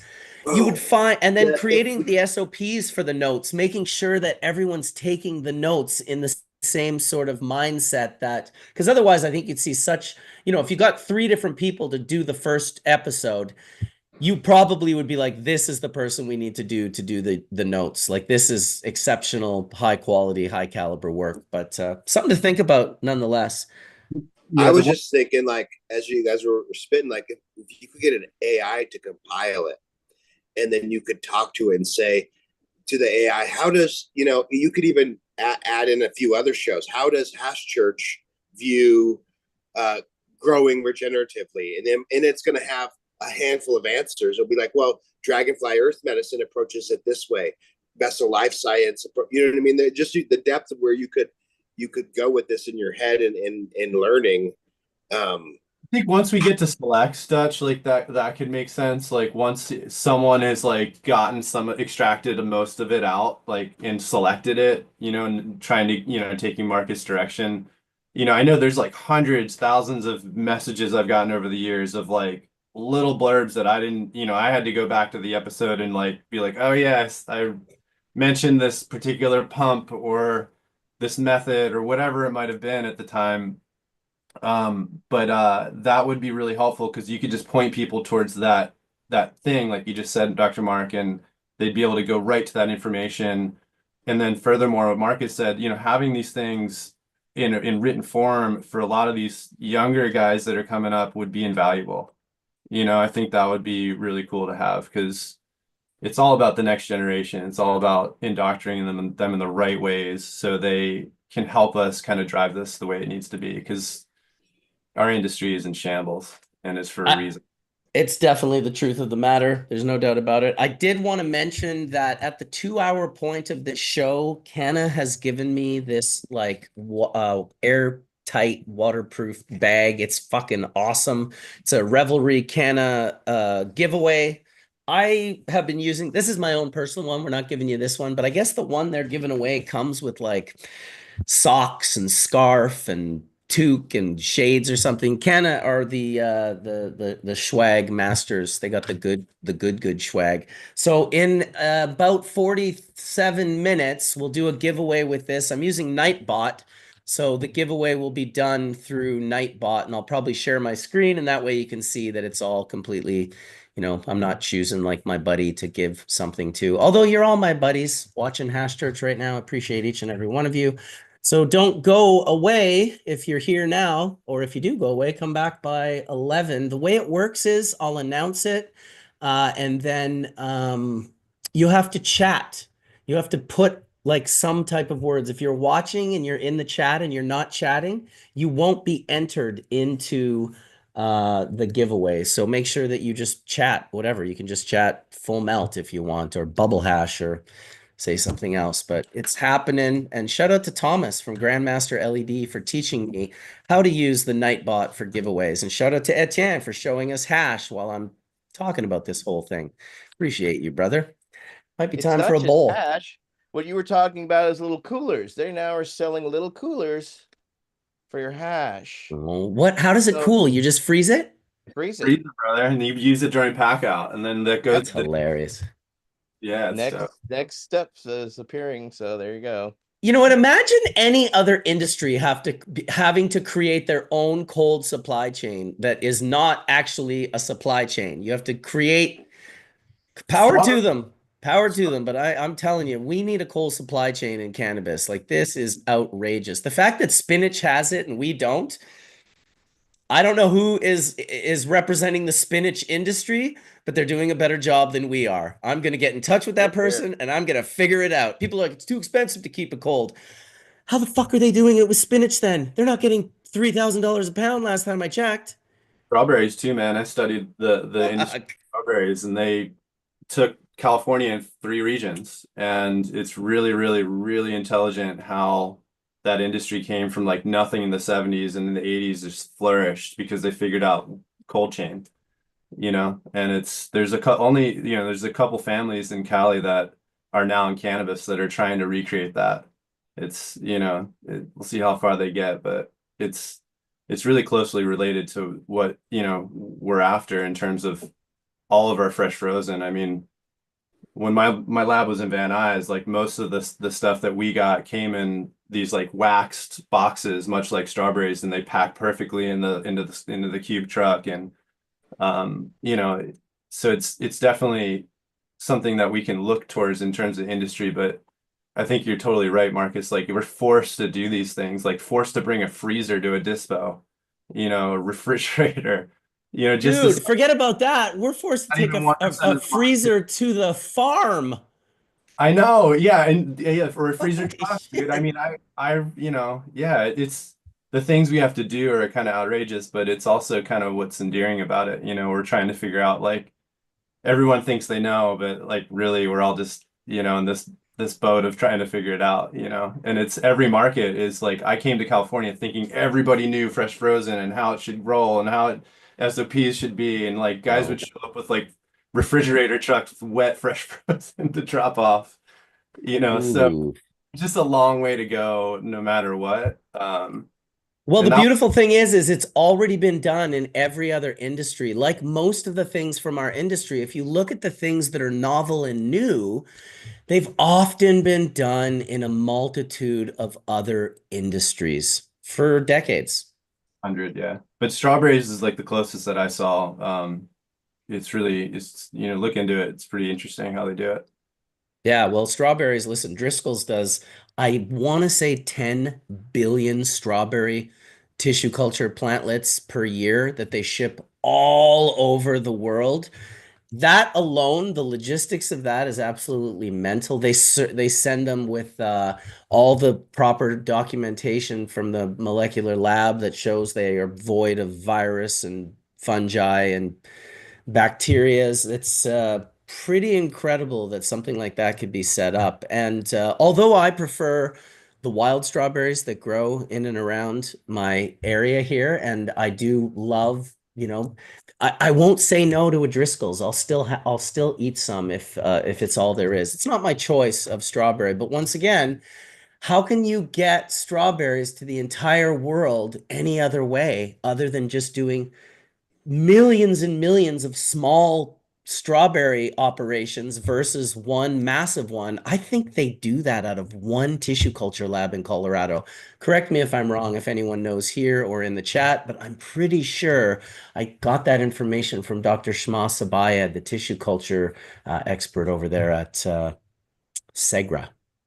Does make sense though. You don't need a lot. But Yeah. Hey, did we lose Etienne? Oh, and Samantha. Both of them popped off. Oh, I think I know what happens.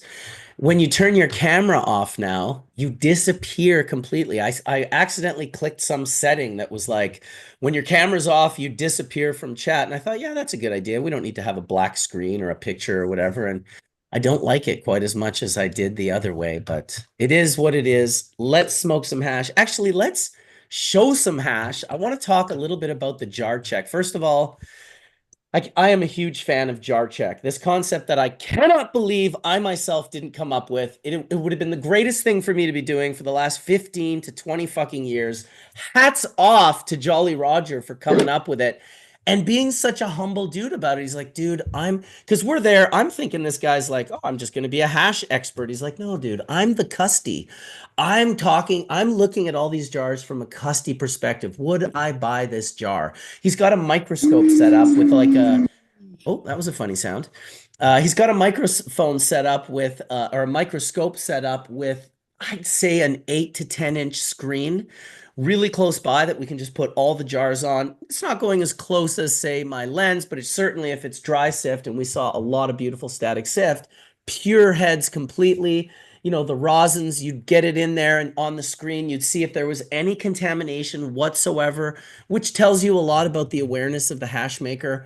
He also had like a 55-inch TV set up behind us, and on that TV, he had it set up to a macro camera lens that once we were done with it on our screen, we'd pass it over to Grant, I believe it was, and he'd put it under the macro lens of the camera, and it would show up on a 55-inch TV, which you could really see. Now, anyone that was in the room, there was a lineup of 20 or 30 people. We were at the Ego Clash while we were doing this. We were in a really cool, like, fucking church. Like, this was a trippy place. So I'm going to share my screen right now so you guys can kind of see this. So this is the little area, the little church where we were going to do it. It ended up not playing out that way because of the internet and the whatever the situation was.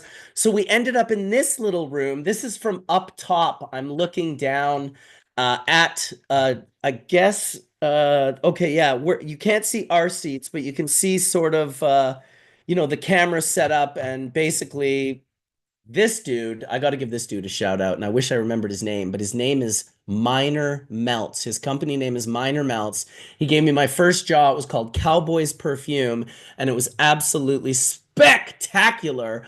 I smoked this jar with so many different people, and everyone was like, dude, those are some of the most unique terps I've ever smelled. I met him at the Ego Clash just walking around. So back to the inside here, back to the jar check. And this was a banana cultivar from Zure Farms, from my good homie from Zure Farms. These guys are the RKM crew from Barcelona. They win like everything. They've also got the brand Zuki, which is in Thailand. And they absolutely crush everything that they do. This one was another one of theirs. I believe, I'm not going to remember the name of all of these cultivars, but I did want to show some of the brands and some of the jars that they had going on. This was from Bobby La Colada, and Bobby La Colada is always ahead of the game. The crew at La Colada, they're another sort of Italian-based private club in Barcelona. I've been friends with these guys for 15 plus years. They win Legends constantly. I believe they won Legends, second place maybe. Zura Farms and La Colada both won Legends last time we did it in Barcelona. He's calling these, and we couldn't believe this. Both Jolly Roger and I laughed our heads off when we saw this, but they call them points, and each one is a 0.1 of a gram. And we were thinking, wow, like you might be able to get away with that in Europe, but if you came to like drug-addled Vancouver, I don't think that would fly quite as well. But what a cool concept. They don't really, you know, they're rosin. I don't know if he's pipetted them out as they were warm into these perfect little Dodgers, but it was refreshing to see innovation and something new that didn't seem to affect the integrity of the resin in any way other than changing the form of it and making it absolutely perfect for dunking. I think if you made these more round, you could literally have dunk competitions on Instagram, people throwing these little balls into their bangers from like 6 feet away. I don't know. I liked it. I had fun watching, and I enjoyed smoking it as well. Beautiful, beautiful hash. So many. Although I think this particular one, when we put it under the microscope, oh, there it is. It was Ice Gourmet. That's right. It was Ice Gourmet. It was very, very beautiful. Leche de almendres. And I believe this one had a tiny little bit of contamination on it. It was just probably from someone opening it and smelling it. So we ended up getting it off. Really exceptional product. You can see this one's super wet. I am not sure. Oh, these were dab lights. So this is another new packaging. This package looks like a spray paint can. Fits in your hand. The top screws off and two jars fit inside of they're stickered together so the lids are on either side. You just crack them on either side. And he had two different cultivars in one jar. I thought it was really a cool, innovative way to bring rosin to the market. And I got to shout out La Chanvrier. This guy had absolutely spectacular resin. I know Etienne's going to smile because he pulled the Chanvrier jar out while he was at the club there on Hash Church, and I knew what it was. And they were asking me like, "How the fuck do you know who Le Chanvrier is?" And I said, "Well, I'm the bubble man, and I like to keep my finger on the pulse of what's going on in the hash world." But in reality, I'd just gotten lucky, and I'd seen it a few days earlier. This was a dry sift that looked like wet steak. I was just like, this is trippy. I'm not sure what to make of it, but I puffed it, and I gotta say, it was really, really nice. I don't know how or what he did, but in Spain, it's all about creating unique and novel things right now. So people are trying to come up with, unique things. I could not believe how many static sifted resin glands I saw at the jar check with Jolly Roger. I also felt, and look at that, like a little ode to Skunkman Sam with the hand. Almost reminds me of the Jerry hand. Anytime anyone puts a hand on their static sifted resin heads, to me, that's paying homage to Skunkman Sam. And it just made me sad that he wasn't here anymore, that he never actually got to do a jar check. I told Jolly Roger Skunkman Sam would have been elated. He probably would have liked this more than Legends of Hash, where he sits in a seat and people stand in a line to bring him jars and show him jars while he critiques them, smokes them, and gives them a little, props or maybe some tips on what they can do better next time. I was impressed with pretty much every single jar. The coach, these guys from Seville, beautiful resin glands, absolutely perfect. Now I'm shooting with a phone, so I couldn't get like nice macro shots, but Jolly Roger got macro shots of every single jar. And if you check both our Instagrams at Jolly Roger and at BC Bubbleman, you'll see the jar check where we go through all 36 or 37 jars. I don't know how many we saw. These guys, I wish I got to smoke more of their rosin. They left me a jar, but I left it with Jolly Roger and forgot about it and didn't really bump into him again afterwards. But these guys, out of this world, were a brand from Thailand. They're American crew that went to Thailand and set up and just had spectacular, beautiful resin. I did get to take a dab of it while he showed me the jar. It was really, really nice, and it was different from anything else in Europe. The terroir of Thailand, even for some reason, just the growing of it indoors, it's something is a little bit different about it. I can't remember the cultivar, but very nice. Gastown Dave with the banana gas. This was wet and delicious, super lovely. There's Gastown and his girl kind of looking because I said, "Oh, your rosin's on the TV right now." So there's the TV. Maybe it's only a 40 or a 50 inch. I can't remember what it was, but these guys set it up so perfectly with the lighting. I thought this guy was brilliant because he was putting lip Medex stickers on his rosin so that if he got bumped into at customs, it was just like a quick like, oh, that's just like a lip balm or whatever. There was a few of those that we saw, lip Medex as well as Burt's Bees, where it was not the cultivar. Who was this from? This shit was so clear, water fucking clear. It kind of blew me away. Pretty good picture for a cell phone too. Um, oh, let me see what we got. Oh, there we go. Yeah, like this stuff was like water clear. It literally looked like some CRC butane oil or something, but it was like live hash rosin and really was quite lovely. Growers with attitudes. I loved their logo. I loved the little wormies. I thought that was a pretty cool little jar, and it was actually quite spectacular. Heavy resin, premium quality static dry sift hash. This was another beautiful, pure heads. Like I don't know how they maintained it into being heads all the way until they got it to us. We put it under the scope. It looked beautiful under the scope. This is the scope that we had hooked up for those of you that are wondering. I believe it's a Flick Live, Flick Live, Flick Live. I don't know, FLIKLIV. 52 megapixel 4K P30. It's a beautiful unit. I have no idea what the cost is. He had it set up so pro with additional lighting for the different jars. I really was impressed with this whole system. And I told him, I'm like, dude, I am doing jar checks, man. I will shout you out every time, but you have inspired me beyond inspired to do these jar checks. And like I said, this resin was absolutely just pure heads all the way. It looked as beautiful as any resin I had ever seen. So shout out to the hash makers at the Ego Clash jar check. I do not believe all of these jars. In fact, I don't believe a single jar you've seen yet, or maybe a few of them were entered into Ego. We did go through the entire Ego Clash jar stash soon after we went through these original jars, but this was level. Level 2 was the brand I really like, the LEVEL2. It's super low key. You almost can't see it in the packaging, but there it is. And I believe it was a banana one. I can't remember. All the way at the top of this little tower that we were in. By the way, it was pretty cold in this little tower, so it was a pretty good spot to do the jar check.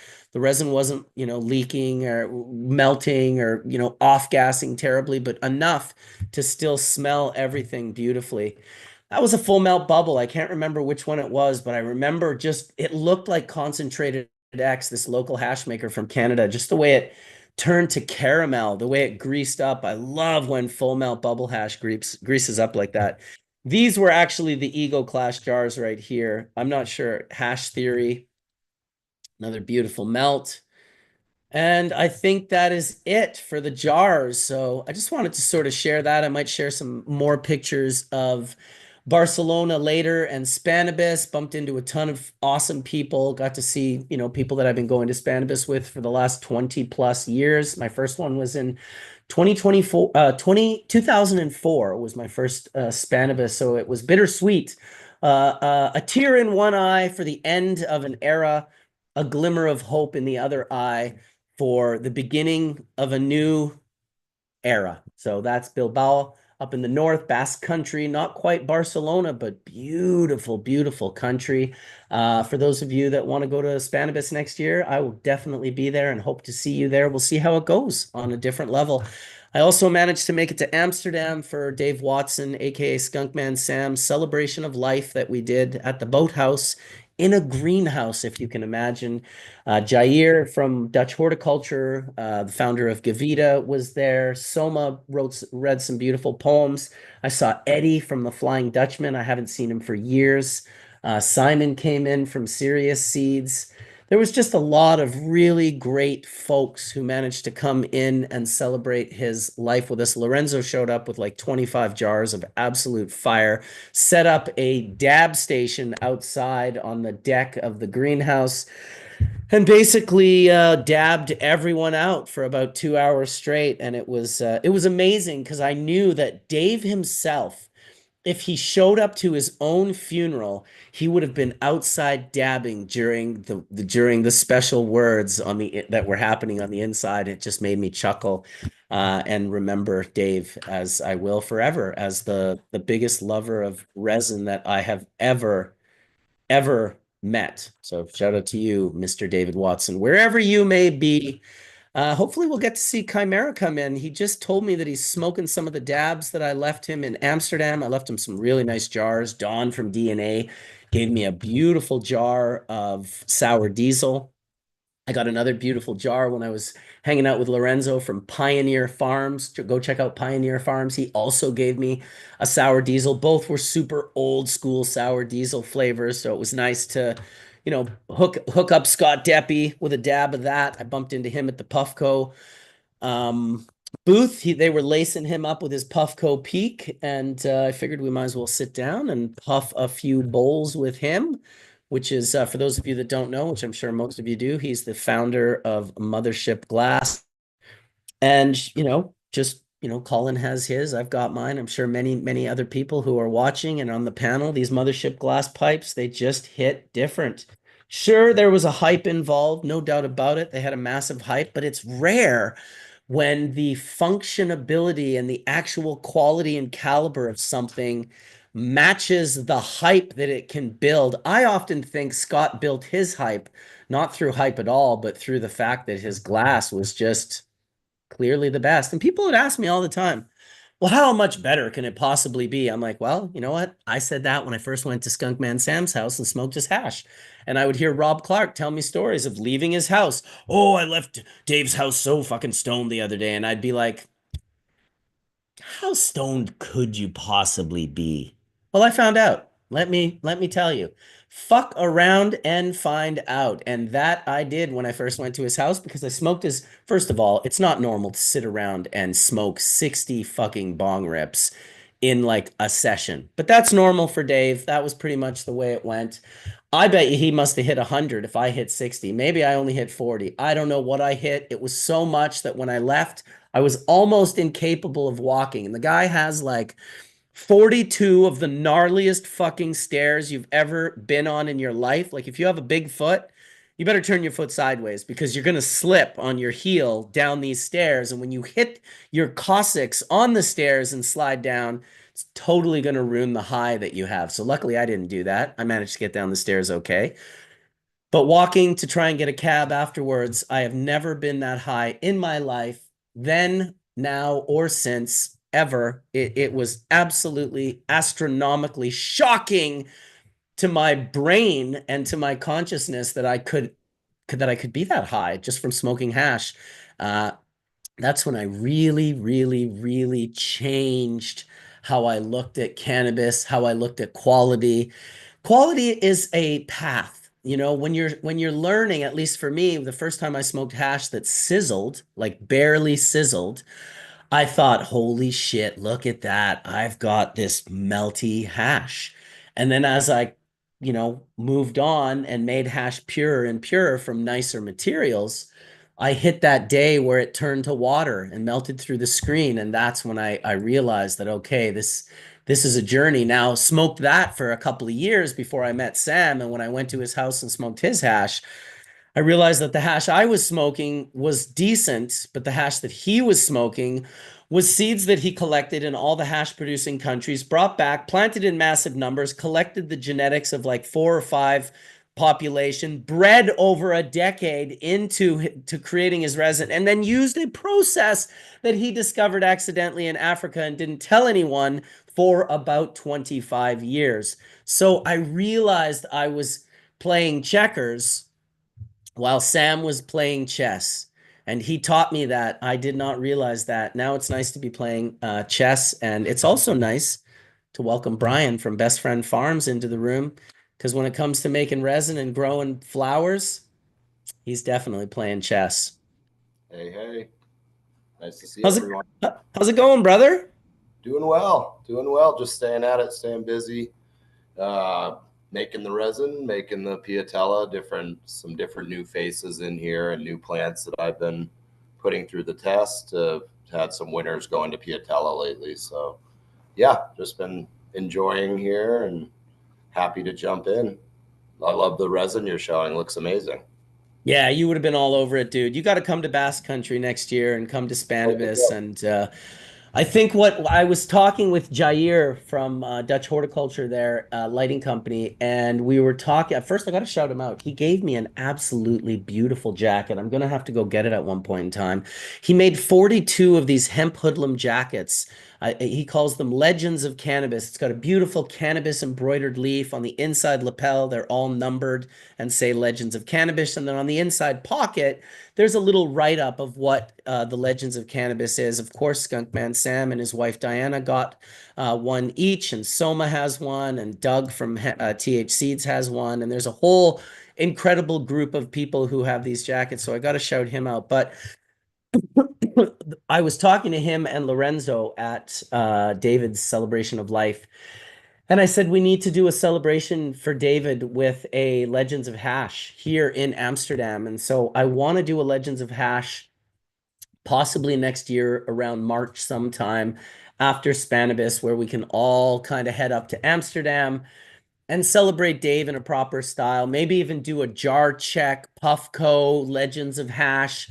I'm just kind of spitballing. I've spoken to them a little bit about it, but I think it would be a wonderful thing to do, and really just, have a proper Legends send off for Dave. We always talked about it when one of us passed away. We would celebrate them at Legends of Hash, and what a bigger legend, what bigger legend could we celebrate than the Skunkman Sam when it comes to the hashish? He was truly a hashish aficionado and really an ambassador of hashish at the highest level, from the respect he had for the science of the plant and understanding the pathways to get things done in a mainstream society, which a lot of us really had no understanding of back in the day. And I think he took a lot of hate for having that understanding of it. But man, talk about an ambassador to taking the plant to the highest levels. I'll always be grateful. That is for sure. Time for a dab. Maybe a little full melt, 6-star. Papaya Bang Bang. I think that's the one. So Hey, Marcus, I got to jump. I got to head to the airport. So thanks for coming in, Dr. Mark. Have a great week. Enjoy all things hash. Talk to you guys later. Bye. Yes, in 20 minutes, because I definitely missed the 2 hour, or no, 9, 10, 11. Yeah, so in 20 minutes, we're going to do that giveaway. In the meantime, I'm going to light up this Papaya Bang Bang. Tell me that doesn't just make your mouth water. Like, does that not make your mouth water? Actually, it gives me cotton mouth. I think it does the opposite. Yeah, I think we should all show our jars simultaneously, because I know, look, Colin's running to go get his. I just saw him run behind. Now, if you have a background screen, we can, but you got to hold it in front of your face only, because you have a background screen set up. So I usually use my hands to get it close and then try to open it up to the light. That's great little screenshot of everyone's. Hell yeah. All right, so one by one, what are you hitting, Inventing Room, Jacob? Oh, you're muted. Sorry, I muted you. Everyone, I mute your mics if it's not muted. Here, I can send you a button because you're on your phone. I'll ask you to unmute, and then it'll be easier. Oh, no, I fucked up, and I muted it again right when you unmuted it. There you go. Cool. Right on. So I'm smoking on some Red Rager from Exotic Genetics. That's the Red Pop and Falcon 9. Dude. Fat old dab of that right now. That's what's up. Well, wait for us. We're all going to dab together. I'm also hitting Exotic Genetics. I'm hitting Papaya Bang Bang. And go ahead, Samantha. What are you hitting? I am hitting a cross I just got at Nican. I'm not sure what the cross is, but the strain is named Amalfi Coast. Oh, there you go. And it's from our friends over at Bada Bloom from their medical grow. So very nice. It tastes so good. There's like almost a jasmine thing going on. Beautiful. Dutch blooms. What are you puffing on? I'm smoking on Bicket OG 2 ways. I would just took a dab of the rosin fresh press, which is hard to show in this black jar. You have to show it in front of your face. If you have the background on it, it disappears. So it has to be in front of your body or your face. There you go, right there. This is the Piatel, or let's call it my version of it. And I basically just threw the hash in the jar. It was full. I threw it in my basement for 6 weeks or so, and just brought it out today. And it's so it's just such a different version of from the rosin. The rosin, when you smell it, it's very GMO forward. When you smell this, it's almost the opposite. It's the cherry pie forward. It smells very cherry. It's interesting how just the way the hash is cured and versus through the press is totally different. God, you make me want to get my Mothership out and get it cleaned up. I've been relying on this Puffco because it's so convenient lately, but things truly get better through the Mothership. I just puffed that Puffco for like almost 2 weeks straight. So when I can, I hit a few dabs off my ship. What about you, Etienne? What are you puffing on?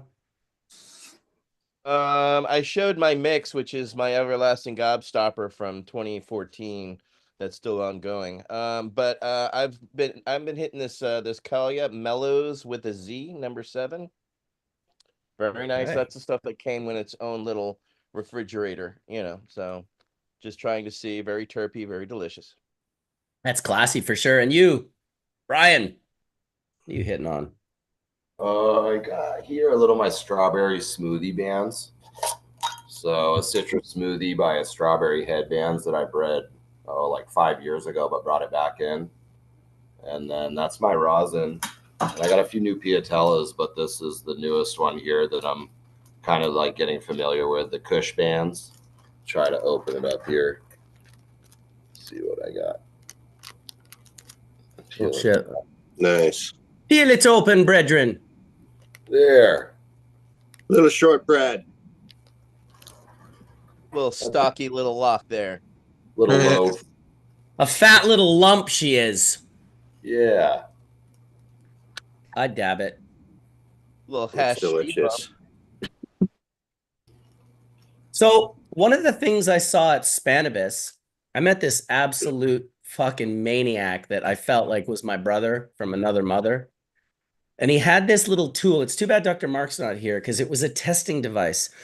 I'm sure it used infrared, but on some different level from Gemacert and some of the other units that exist. So it was a little handheld unit. I'm going to show this homie right now. His name was Ruben. Ruben. This guy was so much fun. The minute I met him, he gave me like a 20-gram psilocybin mushroom. He had a giant bag and he was just giving them all away. I'm pretty sure he was probably on one as well. So it was just a wonderful experience hanging out with this guy. But this little handheld unit that he's got in his hand, Valen Veras is the company's name. Valen Veras. This guy, first of all, is like, he's very, very, very intelligent. And he helped design this unit, and he's got the salesperson that was working for Gemacert. They kind of walked us through it. Now, I couldn't possibly tell you everything about it, but I am going to get a unit to test out. But it was one of the most impressive. He was dropping rosin and testing it and full melt, and it was giving him these full, like much more than just a cannabinoid readout. And he was talking about how the infrared basically reads the shadow of the vibration. So the molecules are vibrating, they create a shadow. This machine picks up that shadow through infrared and then can give you these extremely accurate numbers. So I was impressed with it. I wanted to mention it briefly, and definitely we'll be talking about that particular unit in the future.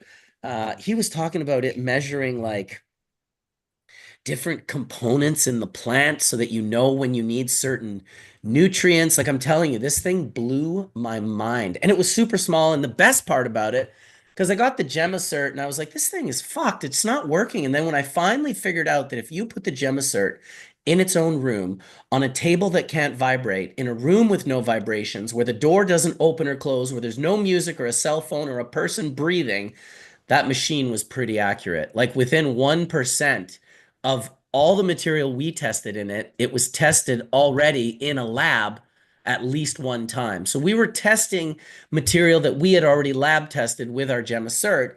We just realized that this fucking thing doesn't work unless there's literally no vibrations because of the design and the engineering of the way the optics work. This fucking thing that these guys had, he was like holding it in his hand going, "Oh no, you can shake this one, no problem." I was like, oh my God, like he would have destroyed the Gemma cert if he ever did that to it. So I was pretty impressed with it. Definitely worth looking into, and we'll talk about it a little more in the future here on Hash Church. What a tripper. Yeah, bumped into the old owner of the Gray Area. Hadn't seen him in years. Bumped into my good friend Javier from Medical Seeds, who's doing much better. And yeah, it was just an all-around really good little trip. Good food was had.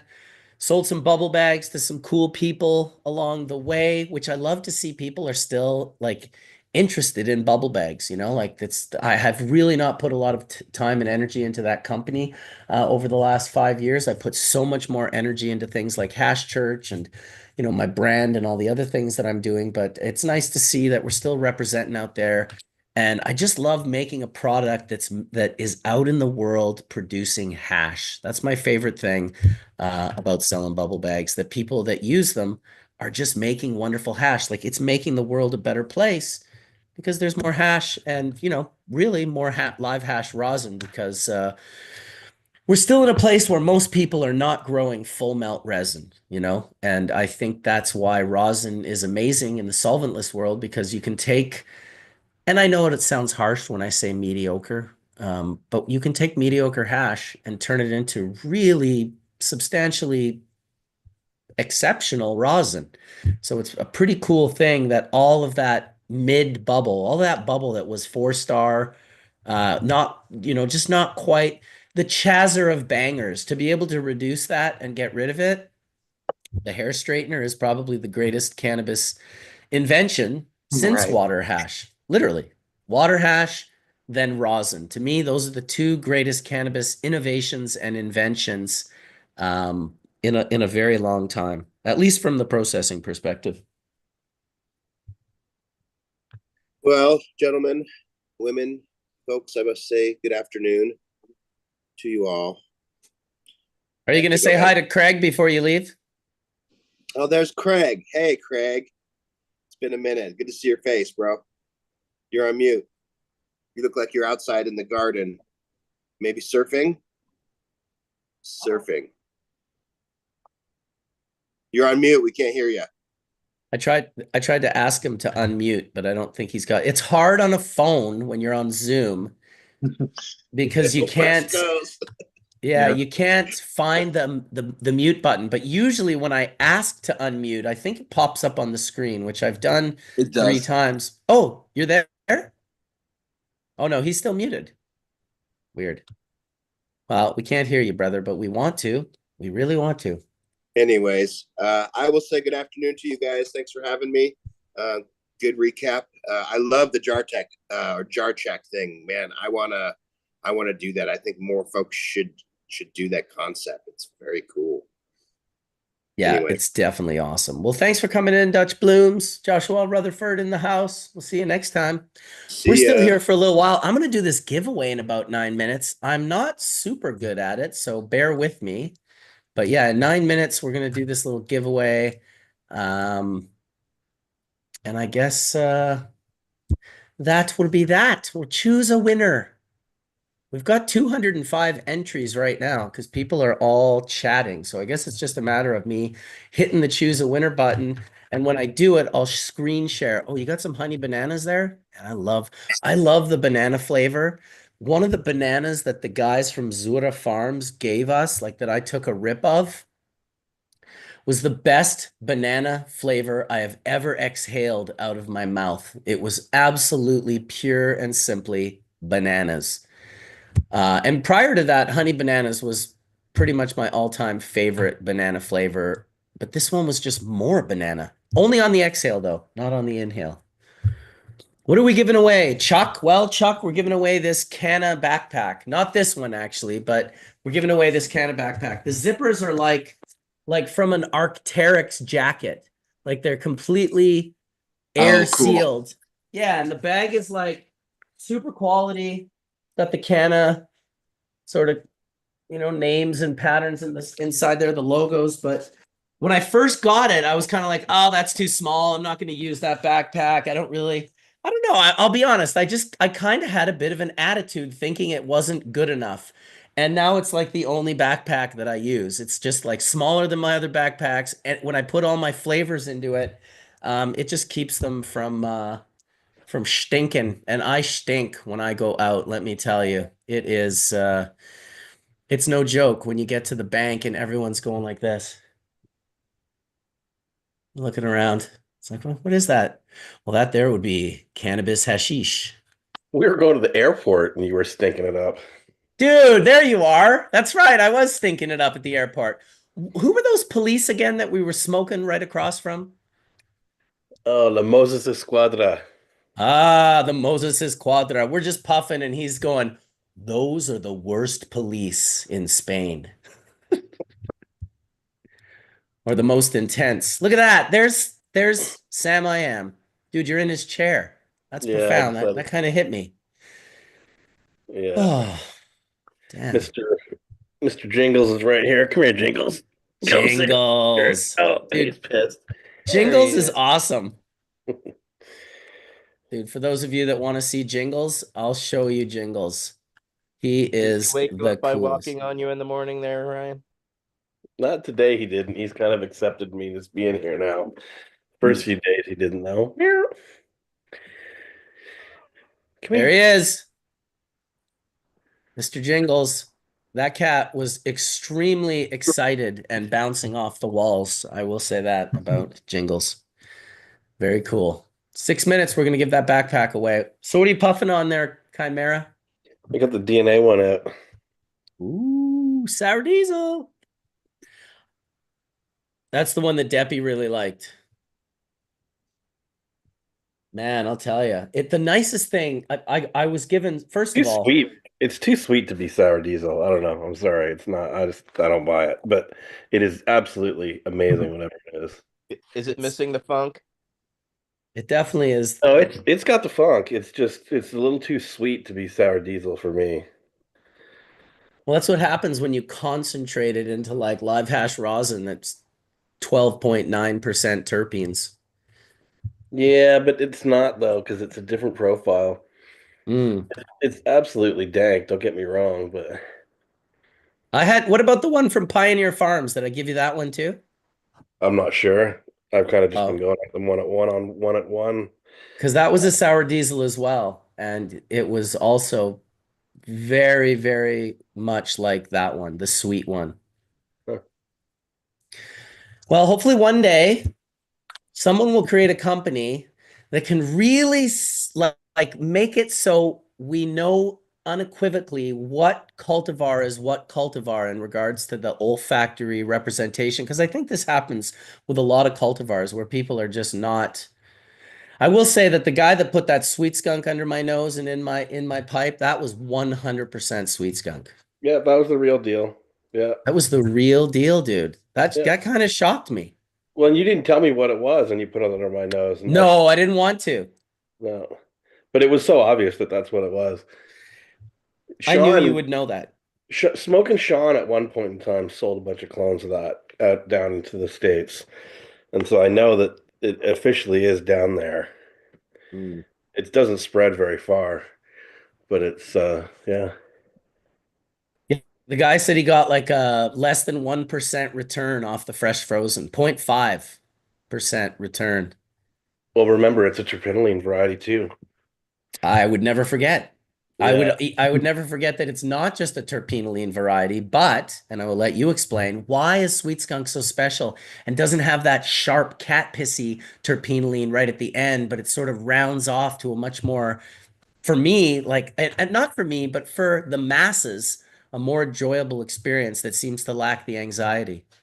Yeah, well, I think it's probably terpinolene has some weird effects as well. I remember who was talking about it. I think it was Ethan was talking about it at one point in time that it binds to a whole different set of receptors. It's the one that I mean, even your buddy there, what was his name? Was it Moses, the guy that had that terpinolene variety that became blockhead, P19. Oh yeah. And that used to make people kind of unstable. And it's like a terpinolene variety. There's a whole bunch of terpinolene varieties. Like the real train wreck is a terpinolene variety. Most Jack is a terpinolene variety. Lemon, um, what's it called? Lemon skunk from DNA. They're all kind of in the same family. And in that terpene profile, terpinolene is way dominant. Like it makes up like over 50% of the fraction of the total essential oil. So it's not like one of these balanced terpene profiles where you get a whole bunch of stuff together. It's like almost all terpinolene, and then there's a little bit of other stuff. And that's like the really like whenever you see terpinolene varieties, that's kind of the most common thing. But in sweet skunk, about terpinolene is approximately equal with osamine, which is quite rare. And the osamine is found in varieties that are like you always hear people talking about like tropical stuff. Like Skittles, right? I'm actually not sure about Skittles. I mean, again, Skittles is like a name, right? It gets applied to a whole bunch of different plants. Right, right. We really got to be talking about one specific plant to really be, unless we're talking about like a true breeding variety, right? Like you can't really just use the name because often when you grow a named seed lot, you end up with all these different flavors within, Right, right? right. It's like, how do you use the name to describe all those different things? Well, I will say this about Skittles because I did jar check with Jolly Roger and we saw at least 10 Skittles jars, all different, Z Boof and Skittles this and Skittles that, and they all had Skittles flavor in a very similar way. So I get what you're saying, but Skittles is kind of different in the sense that whatever, and I was talking about this with Jolly Roger. We were kind of like, why is it that anything Skittles goes into competition wise, it just wins? The Right. masses fucking love it. And he suggested, because we were talking about sensory science and how there's like hypersensitivities that people have, and there's blind spots that people have, and those sort of foundational aspects of sensory science will affect how you perceive all of these different flavor profiles, obviously, because certain things you're hyper experiencing and other things you're not experiencing at all. Right. So it gets in, and he suggested, he said, how weird would it be if Skittles is just this weird profile that the majority of people seem to be able to experience in a full way? Whereas, when it comes to wine, for instance, like sommeliers are experiencing wine differently from the majority of people, that they're perceiving things that maybe the majority of people that are drinking wine are not. And maybe the most popular wines are also ones that hit larger swaths of the population in Right. regards to how they perceive Makes those sense. flavor profiles. It's an interesting thought anyway. What do you Right, think about right. that, Ryan? Well, Ryan, I Yeah, got a mid puff. It's like it's got maybe. the it's awesome. I'm just getting the dregs where I left my. I need to find those little ISO Q-tips that you had. Did you talk about those? Yeah, I don't know. Those were given to me while I was in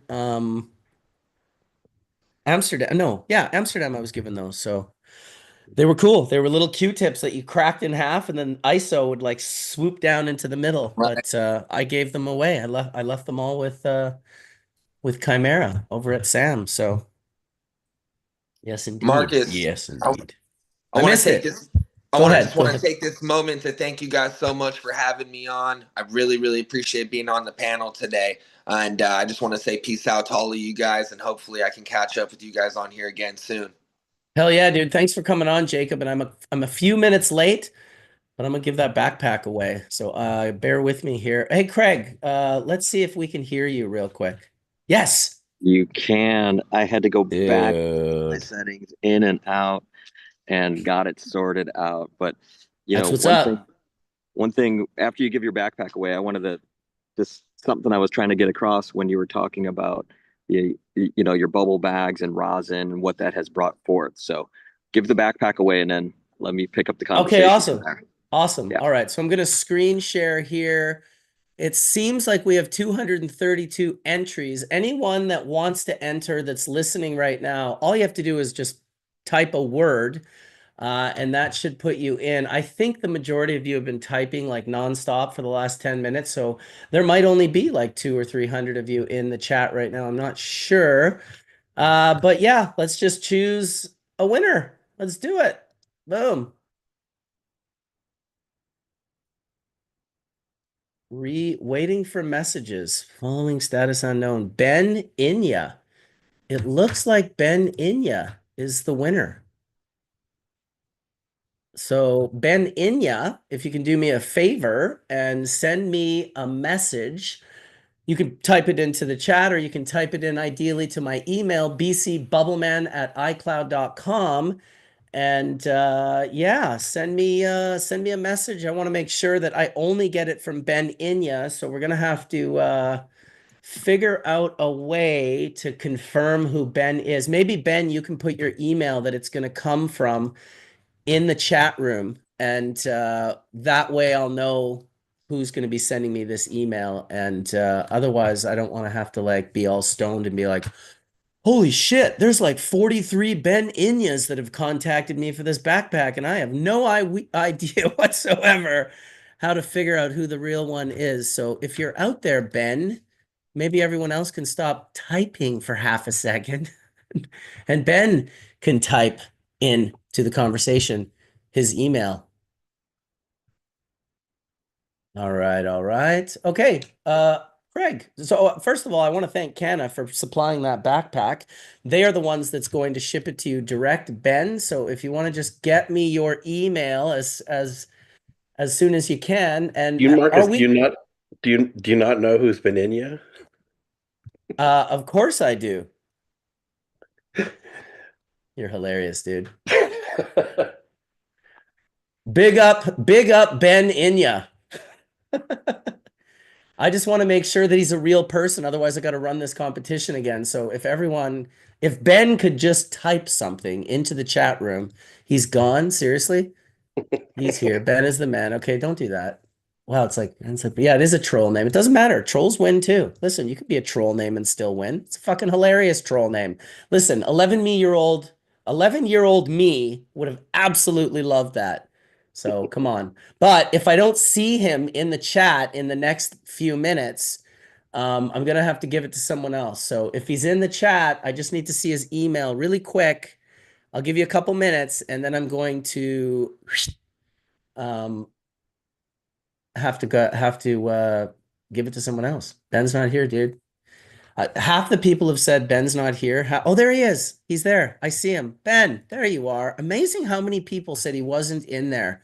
Wankers. Ben, can you type your email real quick, and then Bingo Lombardi will get it written down and sent to me, and we'll go over to Craig right now because he's going to say some cool things about Bubble Hash and Rosin. Yeah, Marcus, what I was going to say is, one thing for a farm like ours that is pretty much a seed sown farm, we don't have the ability because we're off grid to hold a clone room or anything like that. So other than relying on some of our really amazing local nurseries, we're doing a lot of seed work and growing from seed. And what we've learned is when we pull a population of 100, we can go through and do our phenotypic selection right there. And out of that 100, we could pull, say, 5 of those plants because they're monstrous plants. 5 of those plants can go to our flower brand. And then we can even hunt the rest of the field and decide what grouping of plants can go towards rosin or hash in there, and then homogenize amongst those tighter populations. So that's one thing that like bubble hash and rosin has really helped us on our farm.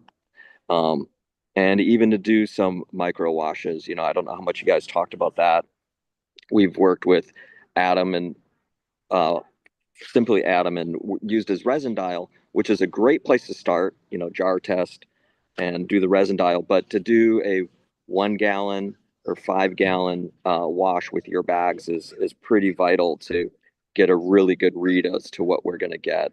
And if we didn't have that ability to engage in the hash and rosin market, a farm like ours, like, I don't know that we would be in the same position we're in right now. And it's been just an amazing, I don't want to use the word leg up, but like, ability to do that type of process to keep us current and moving forward without having a full-blown nursery plugged into the grid. It's really a regenerative system that is so helpful. Just ice in a bag, and you're doing it and able to compete in this super competitive California market. Yeah, it's awesome, man. I'll tell you, the first time I brought it to Jamaica in the very early 2000s, it was a game changer. I just saw how profound it was for the little guy, for the person with kind of nothing, the kind of like, oh, you needed some bags. Like I personally had this delusional insight that I was going to go to Jamaica and sell, just tons of bags. And what I did do is I went to Jamaica and I gave away tons of bags because it was just not a situation where I could monetize it in Jamaica. It was like they weren't monetizing it. I was like, no, you know what? Keep these bags, start a business. And these bags created these little, listen, I'll never forget. I was in Panama and I bumped into, oh, why am I spacing his name? Harborside, Steve.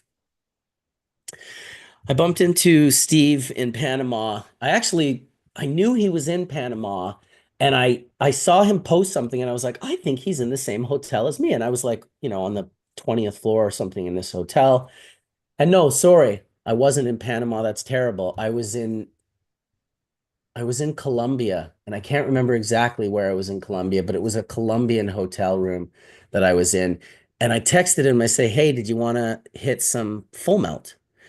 And he texted back right away, like, absolutely. I said, I'm in Colombia. I think I'm in the same hotel you're in right now. And he wrote back, he said, okay, I'll be up there right away, kind of thing. And he came up and we filmed a little bit with him, my partner Bruce from Embark, as well as Steve D'Angelo and a couple of people that he was with. And he told a story about how bubble bags, like after being busted and he was broke and desperate, and he saw these bags and he ordered these bags, and he was literally like, it was like how he said, I built it all from making bubble hash. I just started making bubble hash and like selling it and getting it over here and getting it over there. And I was like, oh, this is a crazy, like I can't believe I'm getting this on film right now. He's telling me right now that the birth of his entities was from making bubble hash. And I just thought that was a really cool thing. And I know that it was mine, for me, when I started making bubble hash, that's where a lot of my successes came from. And more so when I started teaching other people how to make bubble hash, because it was this unique business model where it's the opposite of all of these large brands, right? It's this business model where I make a little bit when I sell the bag, and I sell it to, say, a distributor. And then they make a little bit more than me and sell it to wholesalers. And wholesalers are retailing it and they make more than all of us before them. And then it sells to a customer.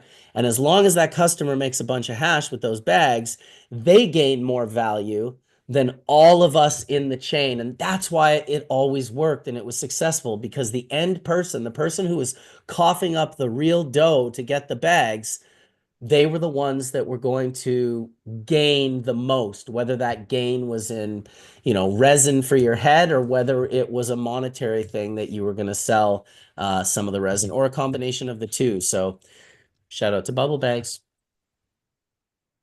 Welcome Jen Doe into the room. I think it said Emily at first, and I was like, whoa, who's this Emily that's popping into the room? I had an old nanny that commandeered my laptop for a little while, and I thought that I got all the settings changed, but every time I go on this profile into the Zoom, it labels me as Emily. So it's a great reminder of, Well, it's not as bad as Dr. David Allen. Every time he comes in, it shows his phone number as Oh yeah, and then I'm like quickly like trying to like change the name of it as quickly as I can. I used to do the Oopsie. same for Skunkman. He'd come in under David Watson and not realize it. I was about to say, how many times did we be, I'd be like, hey, David's name's up. Change it quick. There was even like maybe twice where a part of his face was visible, and I got so many messages. Oh my God, I saw Skunkman Sam. It's on ear. I was like, yes, you did. I feel That's like I've funny, gotten man. pretty quick about finding that rename option though, but I don't know how to do it permanently. So I think once I get off this time, because I keep thinking if I rename it, it'll stay renamed. No, it just reverts right back. So I don't know what she did. It's So the joy Jen, of computers. Go ahead, Jen, Etienne. you got kicked off of Instagram and have to restart all over again. What's going on? Yeah, again. So now Bong Rants is the page I'm using. I haven't tried to push too many people to like share it because I feel like the more people that share it that I get, the more disappointed I get when I'm under attack again. But whoever, and I know who it is, but I think their money must have ran out to the hacker that they were trying to use because I haven't gotten any like random PDF file texts over the last week and a half or so. And nothing else is getting reported right now. So hopefully their funding ran out. Indeed. Well, just think all of your information is on the dark web. Most of your Yeah. passwords, your address, your phone number, like it's not hard, and you don't really have to be a hacker nowadays to go onto the dark web and access that information. It's shocking. You can get VPNs like NordVPN that like monitors the dark web for your particular information. So every time it's disconcerting though, because you cannot believe how often your shit gets sold to the dark web. And that's where all those a lot of weird texts and phone numbers and just all sorts of bullshit that I'm sure most of the people on the panel have been victim to. We get the ones on our phone, like endless call centers buy a lot of phone numbers from the dark web. That's an easy way to gain access. But yeah, it sucks, man. I'm sorry that you're going through that. Hopefully, whoever the hater is will stop hating soon and not pick up any new ones. It's crazy. People should be careful. I will tell you, someone in my village recently was slandering someone on a WeChat. WeChat is sort of a popular WhatsApp style Chinese, mostly Chinese, and you can do all sorts of things. You can pay your bills through WeChat, and you can, like, it's different from WhatsApp in that sense. But yeah, this local in my village was slandering someone on there, and they like ended up losing up like a six-figure lawsuit. And part of the I guess the agreement was that the slanderer had to publicly go around and apologize for the slandering and the libel that they were spewing. So it's like the internet isn't as safe as of a place as people might think, and it's changing drastically. So I see a lot of things on Instagram where companies and people are slandering companies, and it's just like, holy shit. And people, it's like you probably should avoid doing that. Like, there is more recourse than people realize. Yep. The other thing I would say is, even though I know right now, especially with Hash Church, I would crumble pretty hard. We just really have to make sure that we don't define ourselves by our social media accounts, and that we're so much more than the amount of followers we have and the amount of likes that we get, that it's hard sometimes. I do remember losing my YouTube channel and being pretty devastated, mostly for Hash Church more than anything, but kind of getting to the point where it was like, you know what? As long as my kids are healthy and my wife is healthy, if I got to lose a social media account and that's got to be sort of my cross to bear, I'll take that. Yeah, and I think once it happens numerous times, like the first one is really like the hardest blow, and then the second one, it's like very frustrating. But then the third one's like, what are you gonna do? Go ahead, delete me again. Like I'll just make another one. Like, And then the 300th one, you're like, 300, we had 300.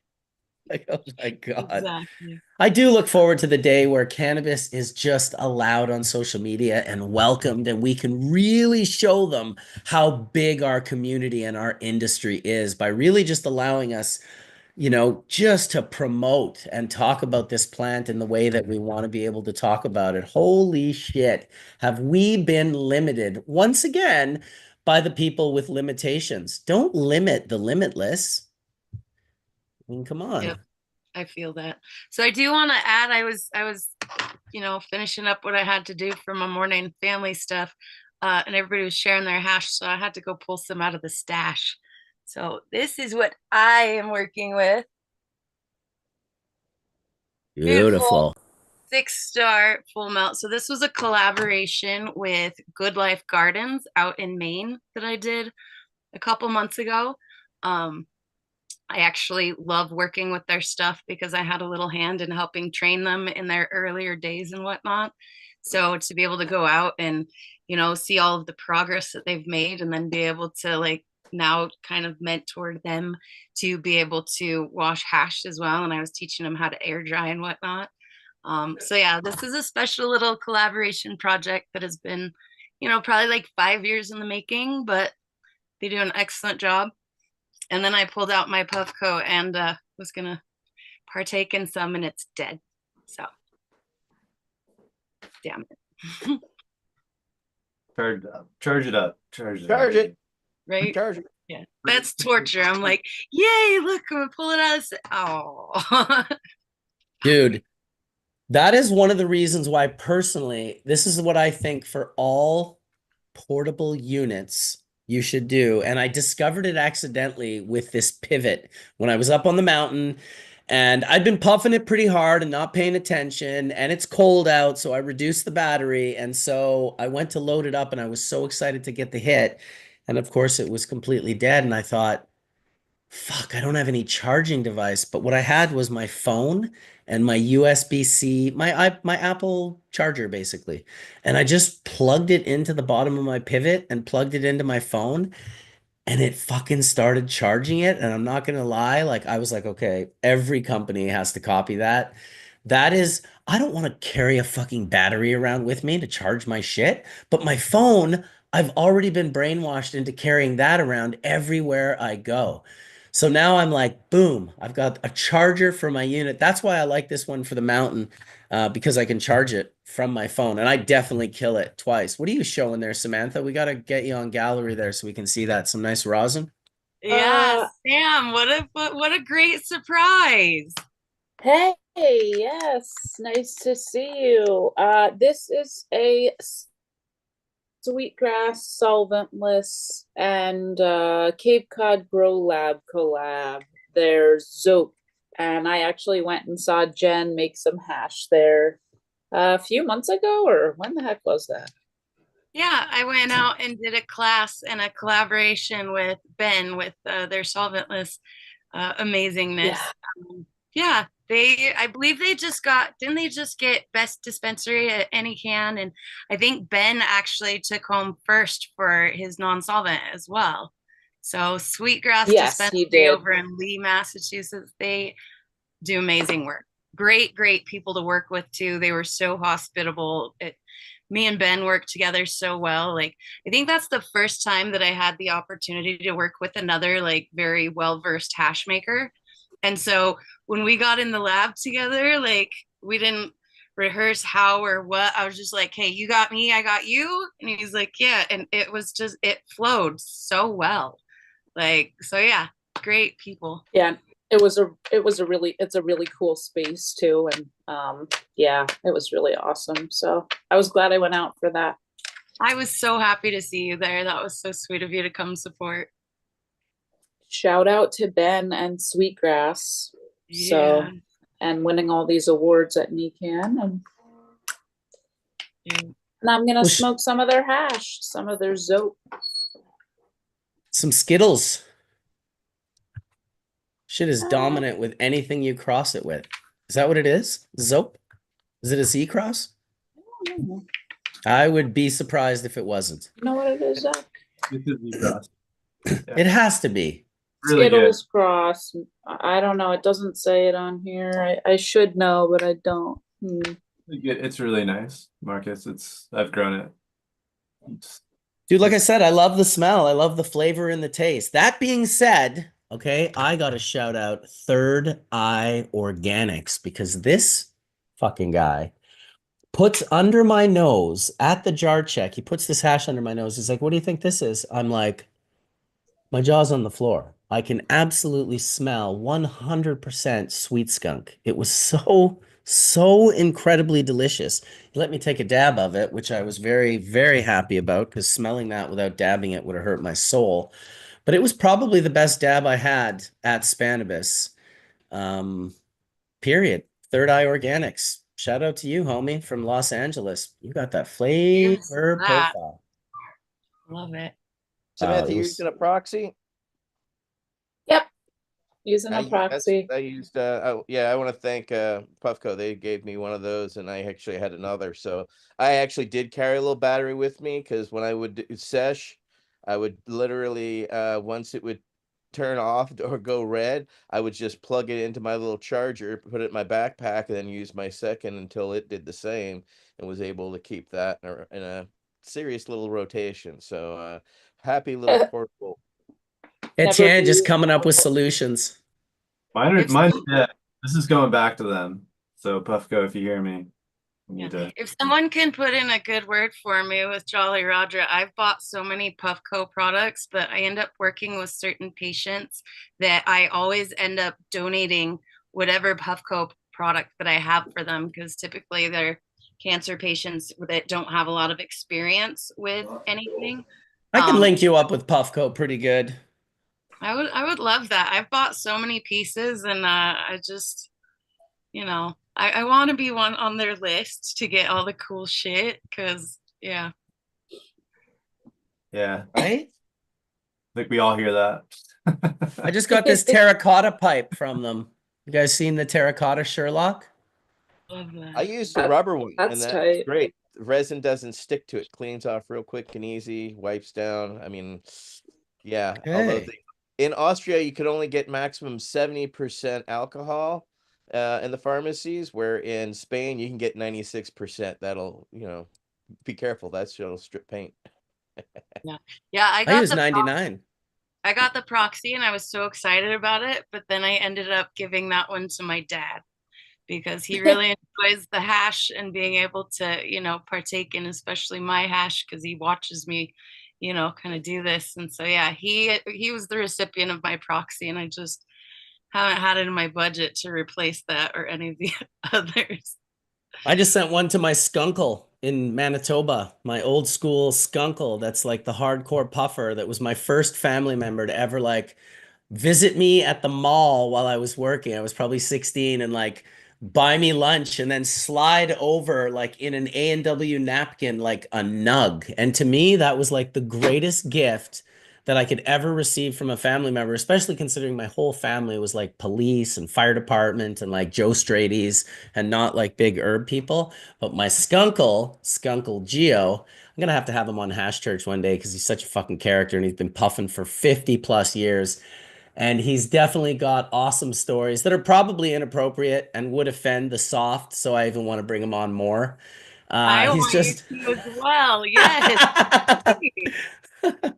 he's good people. He's like a hermit. He lives in a cabin in the White Shell in Manitoba, and he just fishes and like goes and he doesn't hunt anymore, but he shoots with a camera now. So he's always sending me pictures of like wolves and foxes, silver-tailed foxes, and just cool animals that he sees when he's out in nature. So shout out to Skunkle Geo.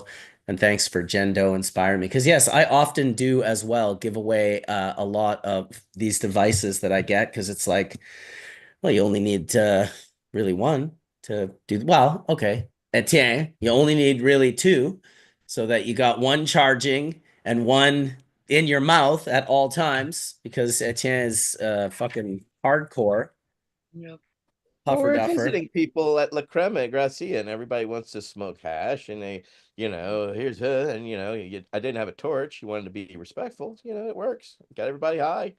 Yep. That's all It you can was so hope for. nice to not bring like this was probably the first trip of my life that I didn't bring like a mothership, a torch, just everything, just all of this responsibility, plus like a camera and a camera and a macro lens and a 4K video camera and a tripod and another tripod. And it's just like it's just too much to carry. And so I went way light this time. And all I needed was 3 tools. I literally had these 3 tools and basically was able to puff pretty much anywhere I went and not share.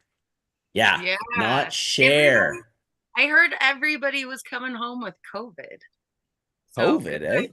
also on another note, so when I had given mine to my dad, he's got really bad arthritis. So like these are such great devices for even just that, you know? Yeah. My dad used to use it for his Parkinson's. It was his his puffer. That's what he used to call it. Give me my puffer. That's awesome. Shout out to Colin's dad. Yeah.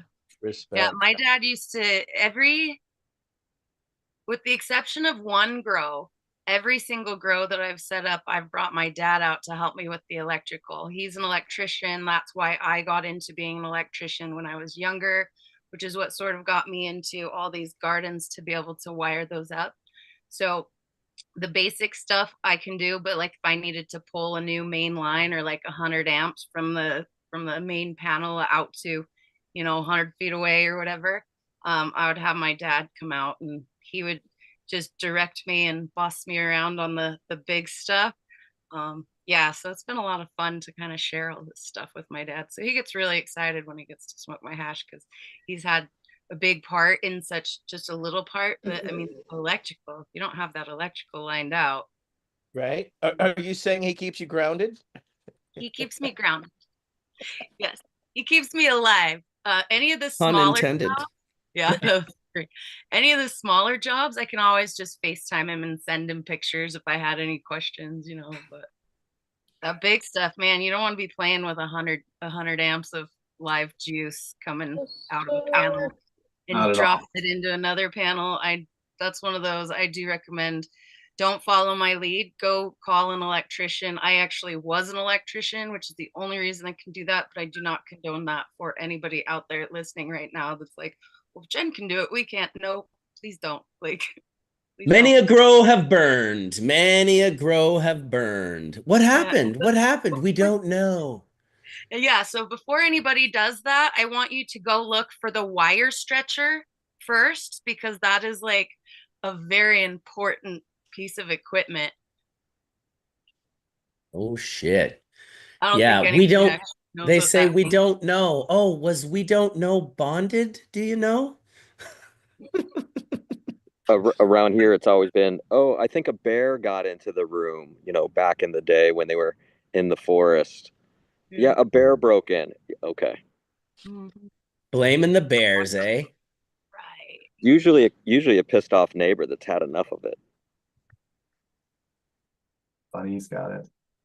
Yeah, no, electrical is like the number one, man. That's like you got to be so tight on that, otherwise it's just all up in flames. Yeah. Yeah, and sub panel work is no joke, like you said. Yeah. Honestly, if I wouldn't have already had that skill under my belt, I would have had a very hard time doing everything that I've done because that's the Sure. one thing that like I knew that I could do everything. Like if I would have had to call an electrician in for all of that, like there were times where I was working off of such a small budget that, there was just no option of calling an electrician. So just having that skill really saved my ass so many times. And then having my dad, like I said, being able to help me with these larger products that I wasn't comfortable with. Yeah, like shout out to the electricians out there because they are like the one component that will make or break you, quite literally. 100%, man. I felt that in New York in the early days, and we did everything in our power to do it all ourselves within the budget that we had, and we were lucky to have a few people on the team that know their stuff. So yeah, it could have been 3 to 4 times the cost, what the kind of electrical work we did. So, it's no joke. Yeah, three-phase power is no joke. Once you get into that, like could be It's all from me. 30, 40 grand. Yeah, and anybody that has any complaints about that 3 to 4 times the cost, let's keep in mind they're literally putting their life on the line to get all of your stuff done. You Yeah. know, my dad's had a couple situations that, you know, over all of his years, because he was a journeyman. But like he's gotten caught up on a wire or two that almost took him out. Like it's Yeah. I remember my boss back in the day, before we had to work on like the big transformers and whatnot, he would hand me a 2x4 and he would tell me, if I get caught up on this, you have to hit me as hard as you can with this 2x4. Don't touch me, but just swing it, you know? And I was just like, is this possible? Like, this is scary as shit. But Mhm. yeah, so respect their prices, because they are the difference between burning your house down or succeeding, you know? That's And right. shout out to the ones who can keep their lips closed, and the ones that we've used for decades behind the scenes because they could keep their lips closed. So a major shout out and a tip of the hat to those underground legal electricians who have made all of our lives possible. Yeah, Yep. there's And if that means a small additional fee to be quiet, I'll pay it. Like, pay it and be grateful that you have that option. 100%. Yeah. Yeah. I And there's second that. you know, like there's levels to electrical work. The stuff that I had to rip out to replace, you would have been like, what? Like, Oh yeah. I did some remodels on some Victorian houses and whatnot. And my favorite part was like the demolition and like ripping down the walls. But like some of the shit I would come across, I was just like, how? Like, how did they even have this like not burned down already? Like, and it's humans, you know. Yeah. But yeah. Craig, how's it going for you guys out there? Curious to see how the you know, the thawing of the land's going, and how's spring looking for you guys? Yeah, it's pretty amazing. Just a little bit of my setting here today. My daughter is an artist, and she's part of a paint out group on Sundays. So they're all, I don't know if you can see them way down the road there, though, but they're all painting this beautiful scene. But this beautiful scene kind of has a lot to do with what we were talking about last week. And CANNA Fest happens right on the other side of this. So right over there is where CannaFest happens. So you're staying in this beautiful waterfront space, and the music and all the libations is happening right here on the Eureka waterfront in Humboldt County. So this is this is a beautiful spot to hang out and share community with friends. Um, but yeah, as to our farm, you know, this week we're going to see our first like 70, maybe touch 80 degrees. So our cover crops are going to go from like 6 inches to like 12, 14, 18 in a second. And we're going to be letting those go till they almost flower, and then we'll terminate those, you know, with our ski tech, as we've talked about. And normally I would have started my seeds already. But I pushed that back just a little bit. I'm going half of a moon cycle or one moon cycle back. I'm going to go for, I think it's 3rd or 4th of April. So I don't have to work off the 12-foot ladder come harvest time, and I can work off the 6-foot ladder. And that I'm also buying a little time because, as some of you know from last week, I'm 6 weeks post hernia operation. So in another 2 weeks from now, I'll be a little bit more ready to hit the ground running and start grinding away. But you know how it is when you get those seeds soaked, the fuse is lit and the excitement happens. Like everyone at this time of year is like, it's gonna be a good year, and you've got all those packs laid out on the kitchen table, and you think you're gonna grab some more, and you're like, you know, this little seed addict where you're like, oh, what's in this? What is going to come of this? And you just got to have some self control. Like, as it is, we do, you know, 14 to 16 different flavors on our little farm for market. And then we'll maybe throw in like another 4 or 5 in there just for little testers. Um, but yeah, and you know, you've got really good friends reaching out saying, "Oh, I've got this for you," and it's so hard. It's really hard. You don't. Dude, you know the white thorn rose, bro. Yeah, you Oh, gotta get that going, Craig, man. That's number one. I'll call fly out just for that. Yeah, I'm not after the Whitethorn Rose. I actually have seed of what we called the Fruit Loops, from billion years ago, when Johnny was working that line, and I ran a cutting of that from him like 2016 or so, and we had it on the shelf at Soulful. Um, and I'm actually, what it's called now is the Paradise Punch, or yeah, Paradise Punch. So that's the one I keep heckling at him. He got back from Barcelona, and I was like, "How my clones looking, Johnny? How they looking?" He's like, "They're still alive, thank God." So I don't know for sure if I'm going to grow that or not, but um, Well, we're definitely growing it in Maryland.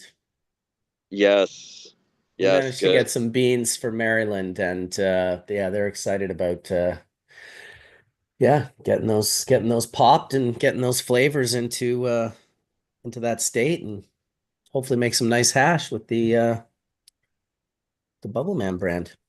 Yeah, that'll be amazing. That'll be amazing. And those the Fruit Loop, as I'll just refer to it because that's the name I knew. It would just put out these massive larfy footballs that were all terps, like just such amazing material for running for hash. So those of you that got those, just feel blessed because it's gonna be some magic for you, sure, for sure. Johnny's done such nice work. Sure. It was nice of you to invite him on to Hash Church last week. He came on. For those of you that didn't catch it, you can check out. He was walking around La Sangrada de Familia, and Craig, I guess we somehow talked about it, and then he just Craig was like, "I'm going to invite him in," and so he came into the room and he talked about his farm, and it was just really cool. I love the organic nature of Hash Church in that way, and the connectivity of our community, where if we somehow start mentioning someone, it's not impossible to get that someone into the room within the time that it takes to send a text. Pretty cool. And shout out to my wife for bringing me hot ginger tea and a monster glass of hydration water. Oh yeah. That's a good wife right there. Oh my goodness. By far at the highest level. I give her praise. The highest praise. Ooh, I'll tell you. Watch a woman birth one child will have you feeling that way. Watch a woman birth three children, and my goodness, what the hell? That's why we're here to serve women. We're happy to serve. Just give us something to do. Let us find solutions. Don't take that away from us. We need to find solutions. I know it's annoying, and you guys don't always want it, but that's what we do. We want to serve. I think that I sure feel good when I'm in service of my wife because I'm always feeling like I don't do enough and that she does too much. And so the more that I'm serving, I'm like, okay, I'm getting closer to taking too much off of her plate and getting it down to a reasonable, still quite a fucking lot. I love that. You need to say that just a little louder for anybody that didn't catch that. 'Cause Okay, it's the some of us truth. struggled to find that. I'm over here going, wait, so you're not supposed to give birth Mm. and then cook dinner 2 days later? No. Huh. No. As a My woman who has goodness. birthed 3 kids, yeah, I would like someone to bring It's me. literally like a meme, Jen. Like there's joke memes where the guy's arriving at the hospital and he's got like a whole like Tupperware thing full of dishes, and his wife's been in like a terrible car accident like the day before, and she's just come to consciousness, and he's like, "Oh, hey, sweet." It's terrible.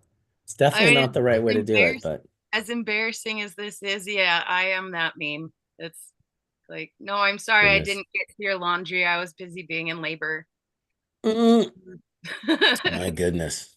My goodness. Well, we owe Hence the women, reason I am single still, happily. right? Yeah, I can't imagine. I've been with my wife for 36 years, 30 years this year married, but 36 years together, which people are always like, what? How old are you? I'm 38. We've been together since we were 2 years old. No, I'm joking. I'm 52 in 8 days. In 8 days, I'll turn 52. That should Wait, be fun. wait, 8 days. When is your birthday date? The 31st of March. Oh shit, I didn't realize we were so close. Mine's on April 7th. Yes, we are Aries. Yes, we are. I also have two of my daughters are also very much so Aries. My middle daughter just turned 24 last week, and my youngest daughter turned 16 on Monday. So Wow. Congratulations to both of them for those milestones. My daughter will be 24 on April 13th. And my excellent. son just turned 21 on September 15th. And my other son just turned 10 on August 27th, the day that I decided to think I could skateboard at the Whistler Skate Park and broke my clavicle. Ah, yeah, that sucked Yeah, for I just didn't Oh, realize months. I didn't realize our kids were so close too. I'm a little ahead of you. My oldest daughter is 26. And she's already given me two beautiful grandbabies. So my Wow. grandson's birthday is holy shit, you have the same birthday. I think his is also the 31st. Wild. Yeah, I was supposed to be born on April Fools, April 1st, and I tricked them So was all I. and showed up a day before. So was I, and I showed up a week late. Ooh, just being high maintenance right from the beginning, eh, Jen? I'm I just know. joking. I 7 days extra. I think, yeah, I can't remember. I think, yeah, my daughter Trinity was 13 days after her due date. And I do like, man, I'll tell you, there is some exponential thing when women get to 9 months and they're big. But to keep going, like just like every 2 days, it's like this, like it's insane. yeah. I don't know how you guys do it. I joked that I was going to jump on the trampoline if any of my kids were late. Thankfully, they all came pretty on time. And But I'm telling you, crazy, crazy. Shout out to women who have birthed all life on Earth since the beginning of time. Pretty cool. you could say that. I just did, I and I know. meant it. It's pretty wild. I mean, when you think of the part of the job that we got, it is not quite the same. That's why we love to serve. Out of everyone's children, who's carrying on the family business? Like locally, things have been challenging with legalization for a lot of folks that the children are like, I don't want nothing to do with that. I can make more money doing so many other things. Yeah, neither of my older two ever had any interest. They kind of like a lot of their upbringing started in Utah, and so they had to go through the DARE program. My ex-husband had some drug issues throughout his whole life, and so they I was always very open with them about the cannabis, but we kind of hid the rest of his issues. And so they kind of associated, his downfall on those things with cannabis.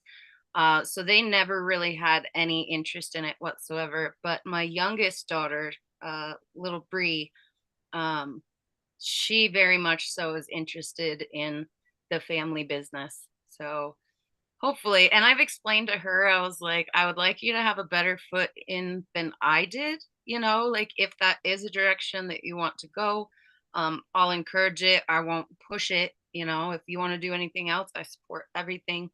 I was like, but if this is something that you're really interested in, there's different things that we can do as far as schooling to make sure that we are, focusing on different like agricultural classes or even just like business management. So I'm like, I know she's still young, so she can take any direction of it, but if she wants to be in cannabis whatsoever, it'll be really neat to be able to help structure that, and her learning around like the direction that she wants to go in it. So yeah, so hopefully she's the one that'll carry the torch for me. So Well, my eldest is now working at a dispensary and certainly involved in cannabis. She's just down the street in Horseshoe Bay at the Happy Isle Dispensary, owned by my buddy David, that I snowboard with on Whistler often, usually on Saturdays when our kids are in ski school. So I would have never guessed that she's really, her focus is definitely more right now with acting and dancing and say, like she just likes to perform and entertain. She has literally since she was 3 years old when we were in our local village at the town hall and we have these little talent shows for the kids and the kids can all sign up. And she just on a whim at 3 years old decides that her and her little friend Asia are going to perform a song that they had not yet written called Friends Forever. And she went up at 3 years old and just made this song up. And it was quite hilarious and kind of mind blowing. And so that was the beginning of it for us, for the last 20 plus years. I've just been watching her do dance recitals and her acting school that she graduated from a couple of years ago. So she did all these different plays and it's been a blast. That's definitely her focus. My son Tosh is definitely not interested in cannabis and has not even tried cannabis at 21 years of age. He has very little interest in it. He's much more into his health and into his, building his physique and eating healthy, organic, vegetarian food. And that's sort of his focus. But my youngest one, who's 10, he's the one that definitely makes comments that my others never made at a younger age that lead me to believe that he may have some form of interest in the business. And it's generally like he'll come into my office and he'll be like, "Oh, what's that, Dad? That smells really good." And I'll just be like, that's a pretty trippy thing for like a 10-year-old kid to say. It'll just be like a freshly opened jar. I have a pretty good, it's not like I hot box my office and he's walking into like clouds of vapor. It's the smell of the hashes and the rosin of the jars being opened. And he'll often ask me like, "Oh, can I smell that one or that one?" I'll be like, "Yeah, you can smell it, no problem." It's interesting at 10 years of age to like the flavor profile because I don't remember even acknowledging it. I mean, I've told the story before. I only learned about the word hashish because I somehow, my inquisitive mind one day took apart one of my toys and pulled this like little whatever 9-volt battery out of the back of it. It was a big brick. And I started playing around with the wires that were coming off of the positive and the negative. And when I figured out when I held them to a piece of metal, I could conduct heat and turn it orange. And so I started doing it to the pieces of metal that I could find that were the most accessible, which were safety pins. So I burnt like 20 safety pins in my closet at 11 years old. And when my parents found them, they sat me down and they were like, "Marcus, we know that you're smoking hashish." And this was my introduction to hashish. This was my introduction to ever hearing the word or having any understanding whatsoever. Now, albeit at the end of that, I still had no understanding of what hashish was. I just knew you could smoke it off of pins and that you would inhale it into your lungs. And that was just the things that my parents. Now, think of how crazily impossible parenting is. Do you think my Joe Strady parents, who worked for the police and the fire department, my dad was the chief of the fire department, do you think they wanted me to go on and be the hash guy and teach people all around the world how to make hash? Yet they did it inadvertently through misunderstanding and fear. They turned me on to hash. So be careful out there, people that are raising your children, because the very things that you fear your children may get into, you may be the one who opens the door. Thanks, Mom and Dad. Appreciate you. So it's interesting that it's the smells that caught your youngest son, because same with my youngest daughter. Matter of fact, just to bring up Sam and love it, I had a skunk one back. It would have been 11 or 12 years ago, probably about 11 years ago. I got my hands on a skunk one, and my daughter, ever since she was young, has really enjoyed the smell. And to this day, she tells me that she associates the smell of cannabis with me. And so she's like, "No, I love the smell. It makes me think of you." But the one that she really leaned into was that skunk one that I had that was almost like the sweet skunk. And every jar that I opened for at least 5 years, she would be like, "Nah." And then she'd smell one, she'd go, "Ooh, is that the skunk?" And I was just like, oh my gosh. No, but yes, like she was right half the time. Like it was, but yeah, so it was the smells. My middle daughter, she used to hate the smell. Like she just associated it with negative things and was like, ew, you stink. And I was like, it's a botanical flower. No, I don't. Like, but now in her older age, it took college for her. So she went to college and realized how many of her friends were partaking. And actually, funny enough, how many of her friends actually knew who her mother was, for her to start really appreciating cannabis. So now she's like, okay, I actually love the smell. So the association with it, was completely different between the two children. So the younger one associated it with helping people and medical patients, and the middle one more associated it with like addiction and like trauma. And but yeah, the sensory smells are really, I think, like if you don't like the smell of weed, you're not going to want to be in the cannabis industry. If you do like the For smell, you're sure. drawn to it. Yep, it's true. It's Mhm. definitely that sensory, that olfactory is definitely the thing that leads us throughout our lives. It connects directly to desire, and desire is the only thing that moves people. Without desire, like telling you, people don't move. Yeah, and if Go- we think about it, I mean, even pheromones that people put off, right? Like we're attracted to certain people primally because of the pheromones that they put off that we don't even necessarily recognize that we are actually picking up on that. Totally. It's funny. My buddy was telling me recently, he's a hilarious character. He says he's attracted to women that often have like not stereotypical, but real mental health problems. He ends up in these fiery relationships with women that are like they either suffer from bipolar or they're manic depressive, or and I'm not just saying like him saying this from like the armchair, like doctors saying that no, this is, and he's dated like 4 or 5 of them in a row, and he's like I think there's something that I can smell from them that I'm super attracted to, and it's the stories that he's told me have just been absolutely incredible. You gotta love love and how interesting it can be with different people. It's Yeah. pretty When I was in wild. high school, my science teacher let us all know from a very early age, like love is just a chemical reaction that happens in the brain. And once those chemicals stop producing the way they do for that bonding to happen, that's where a lot of people end up falling out of love, because it's that first initial high of the chemical reaction that happens in the brain because of the visual, but then also the smells, the different things they're attracted to. But yeah, so he would say, love's not real. It's all just a chemical reaction.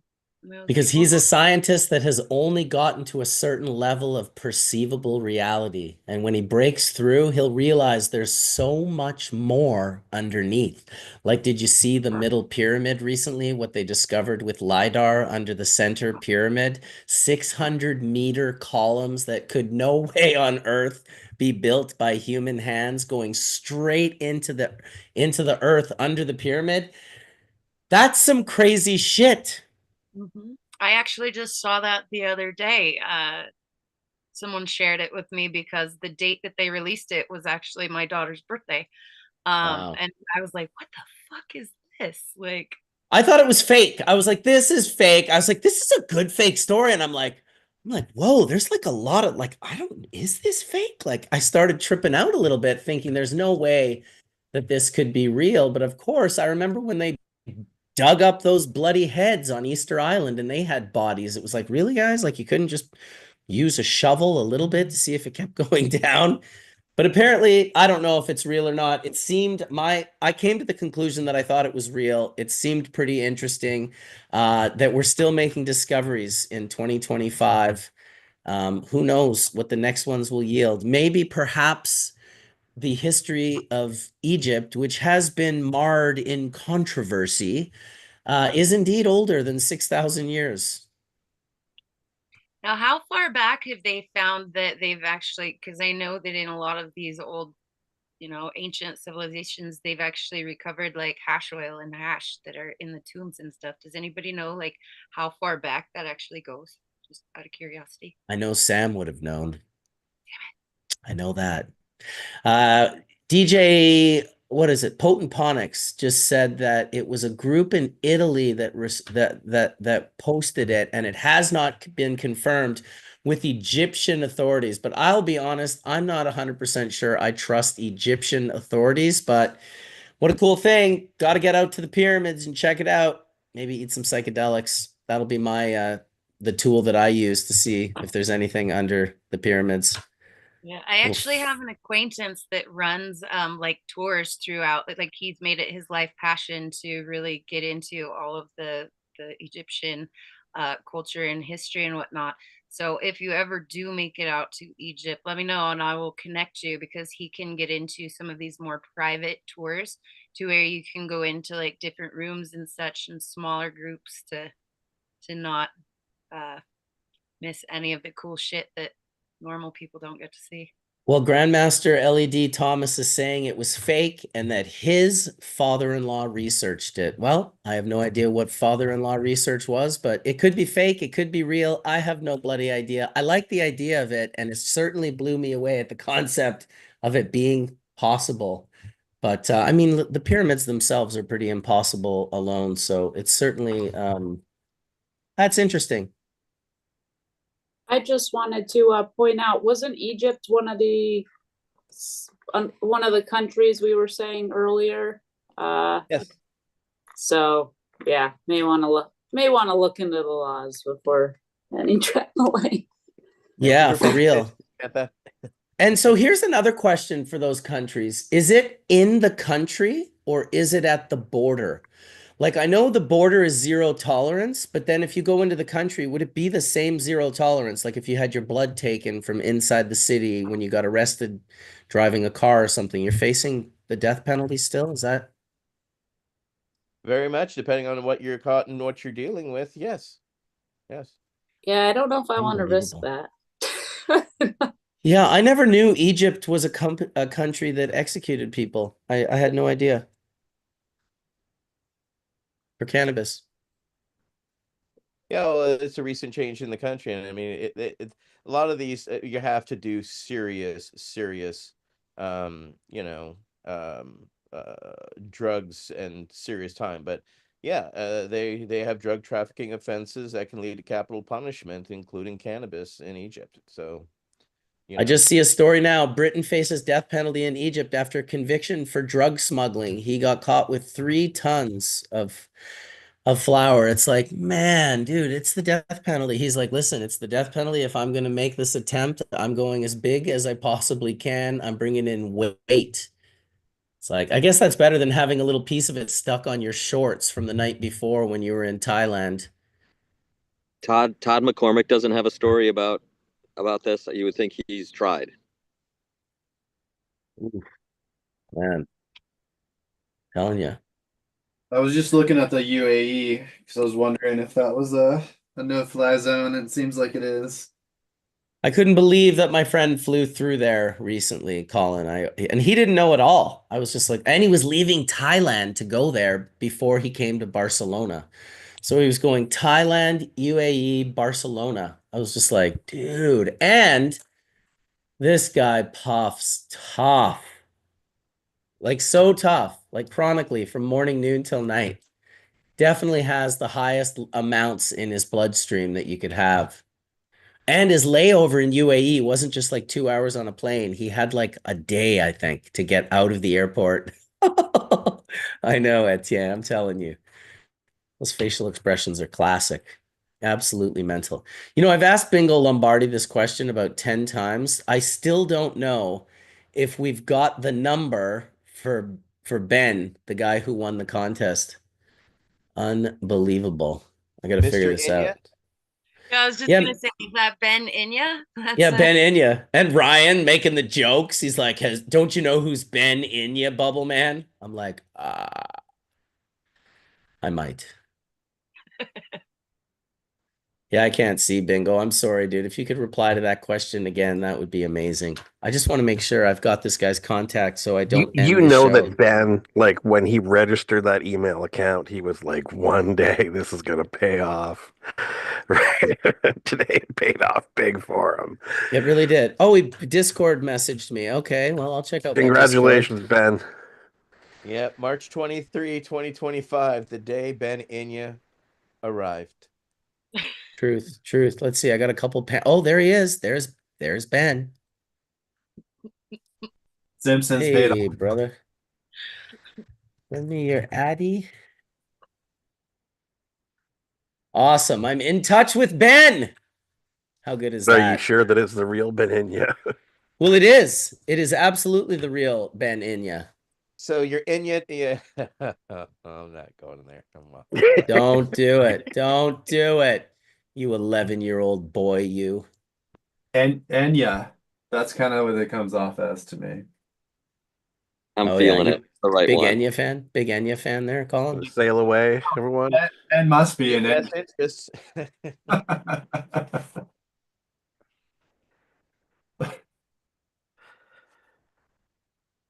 That's awesome. Hey y'all, Well, I've got to jump. I'm getting waved down. The paint out is wrapping up at the dude, moment. look at how the day has changed for you. Just say a few more words. I've got you now on speaker Yeah. so we can see the sky. Let me stand here for a minute. But yeah, this is it. Like we'll get foggy mornings and it just turns into this full bliss here on the Eureka waterfront in Humboldt County.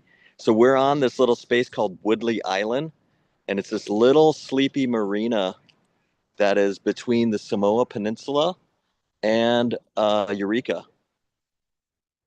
It's just gorgeous. Awesome, dude. No, it's so beautiful, man. And like I said, it's CannaFest happens right over there, and it's just a super amazing event. So any of you that haven't been here, like we have got a little airport you can fly into, right into Arcata. That's like 15 minutes from here, and you could fly there from San Francisco, Los Angeles, and I even think Seattle.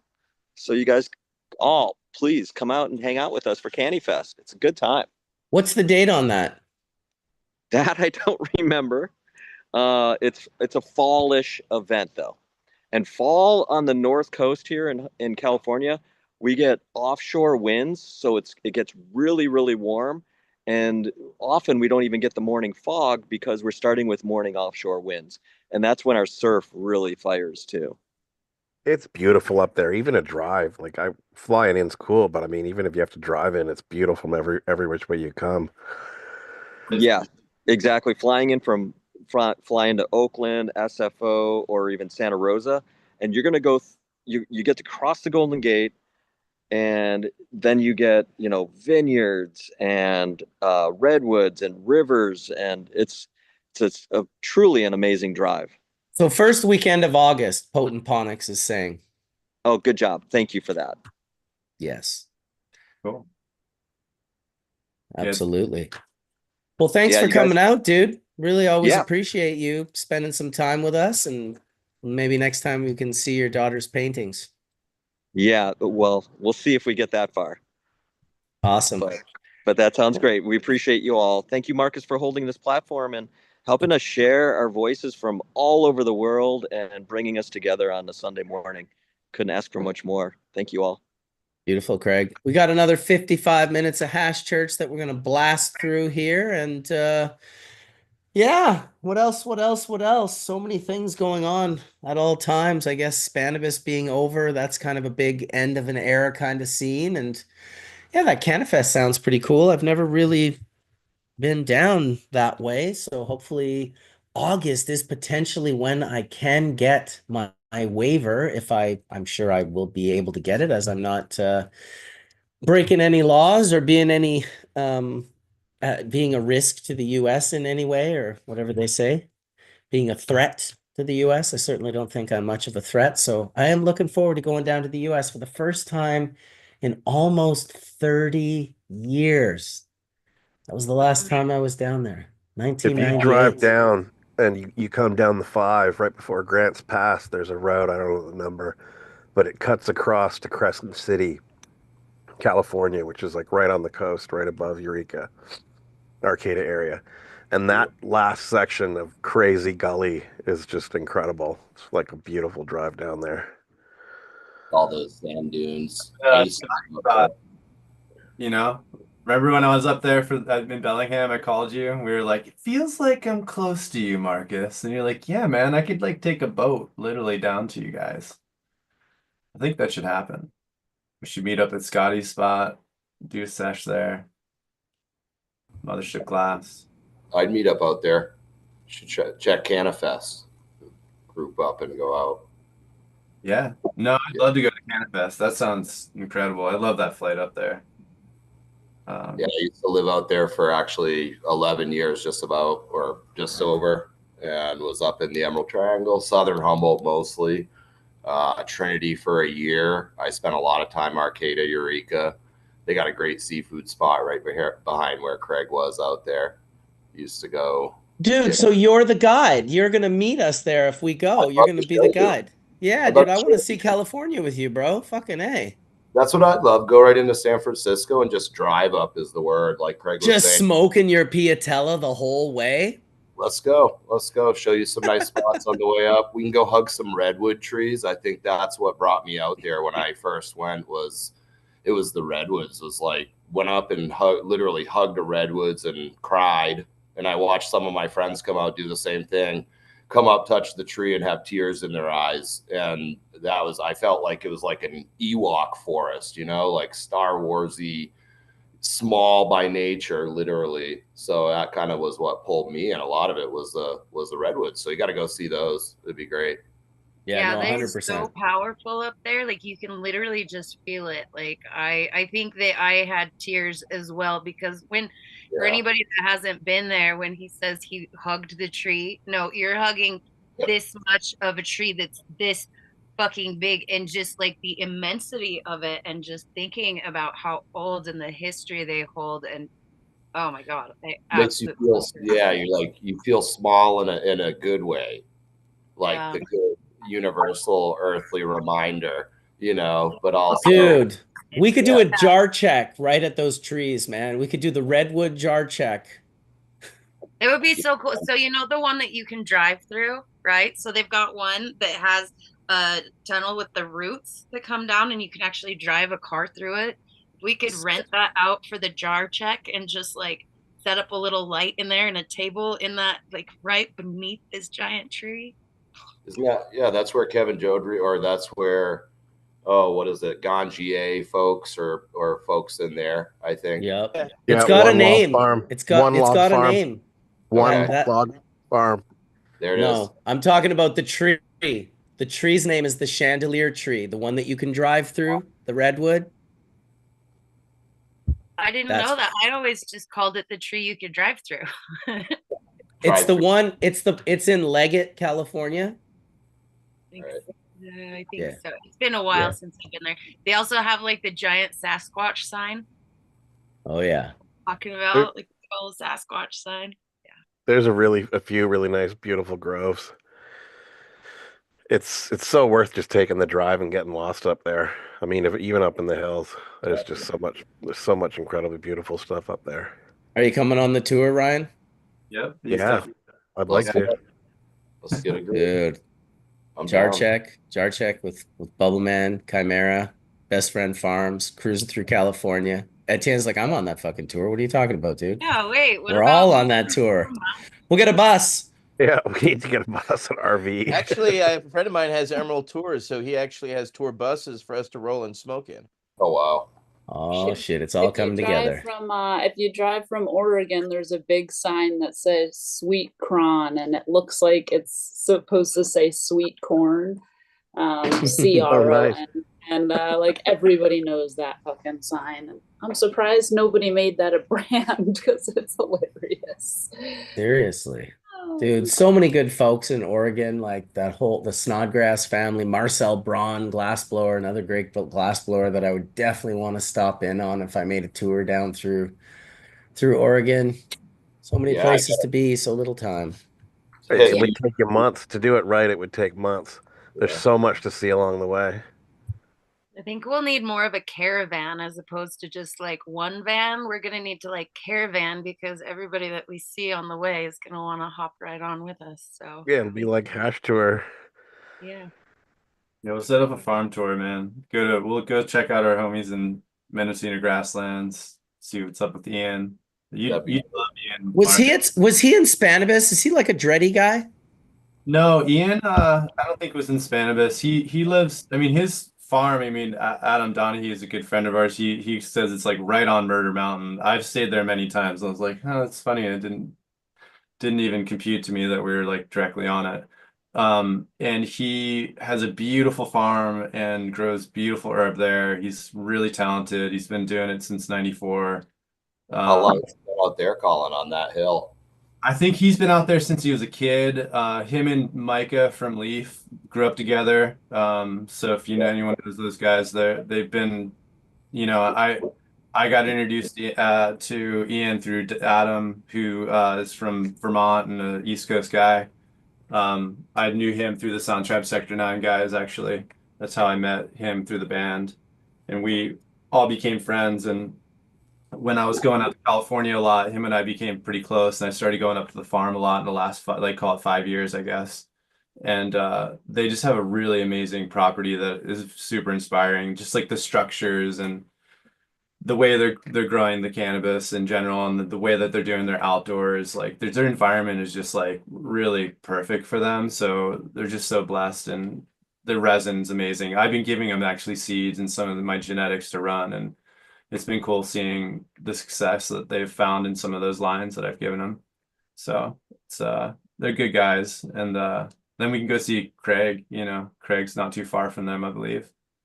So Dude, so many. I have a yeah. big list too. When I was working with JR for Gavita, I was the Northwest rep. So I would drive up and down from like Salinas about was like as far south as I would do, and then all the way up to the border of Canada. But yeah, like especially that spot, it is the most ideal spot to grow cannabis. It's just Yeah. it's amazing. Resin, You see it how it's supposed to be, you know? yeah, the resin they would give us, like we would buy all over the place, all over the state, man. And like their resin out of all, and I would buy 4,000 pounds at a time. So I saw a lot, you know what I mean, from a lot of different people. So it was their resin really showed itself. It was really cool seeing as much as we saw over the span that we were there, because we got to see just lots of batches from different people and how they kind of saw it. And same clones, same nurseries sometimes, different farms, different locations. The terroir was like really struck me. And then their methods and how they chose to harvest and then obviously transport and all of it. It's not just the clones and selections, right? It's like, where are they placing it on the farm? Where is it facing, geographically in terms of just northeast, south, etc. Yeah, So you find these little microclimate areas that are just settled in just right. And then even just like their drying and curing alone. Had a conversation many years ago with somebody that we were trying to discuss like why do they have such amazing weed that comes out of there, other than like the skill of the grower and whatnot, but there always just seems to be a little something extra. And I think it's like these microclimate pockets and then also being so close to the ocean and like where they're at in that vicinity, because then as you're drying you get like the ocean breeze coming off of there, and so there is like a certain amount of salt that is in the air that potentially helps with that cure process just to make it just a little bit different. And yeah, it's very interesting. the dew point, I think is really interesting. That's really the thing that happened. That's what, being that close, that's what happens is the dew point allows the flower to cure in such a way. And I think that's commercially, I've seen more cannabis ruined post harvest than not. And I think that's, 100%. in our Yeah, you industry, see these giant farms and then like where are you going to dry that? And they're yeah, like, what? I mean, In the barn.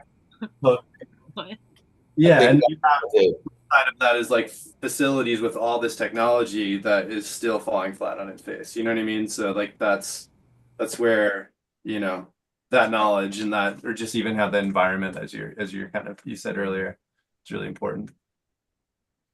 Yeah, a lot of these bigger places, like you were kind of hinting at, Colin, um, they're spending all this money to figure out how to like shave off 5 days off the drying time. And it's like, maybe you just shouldn't do that. Like there might be a reason. And they're like, no, but we've done like all these tests.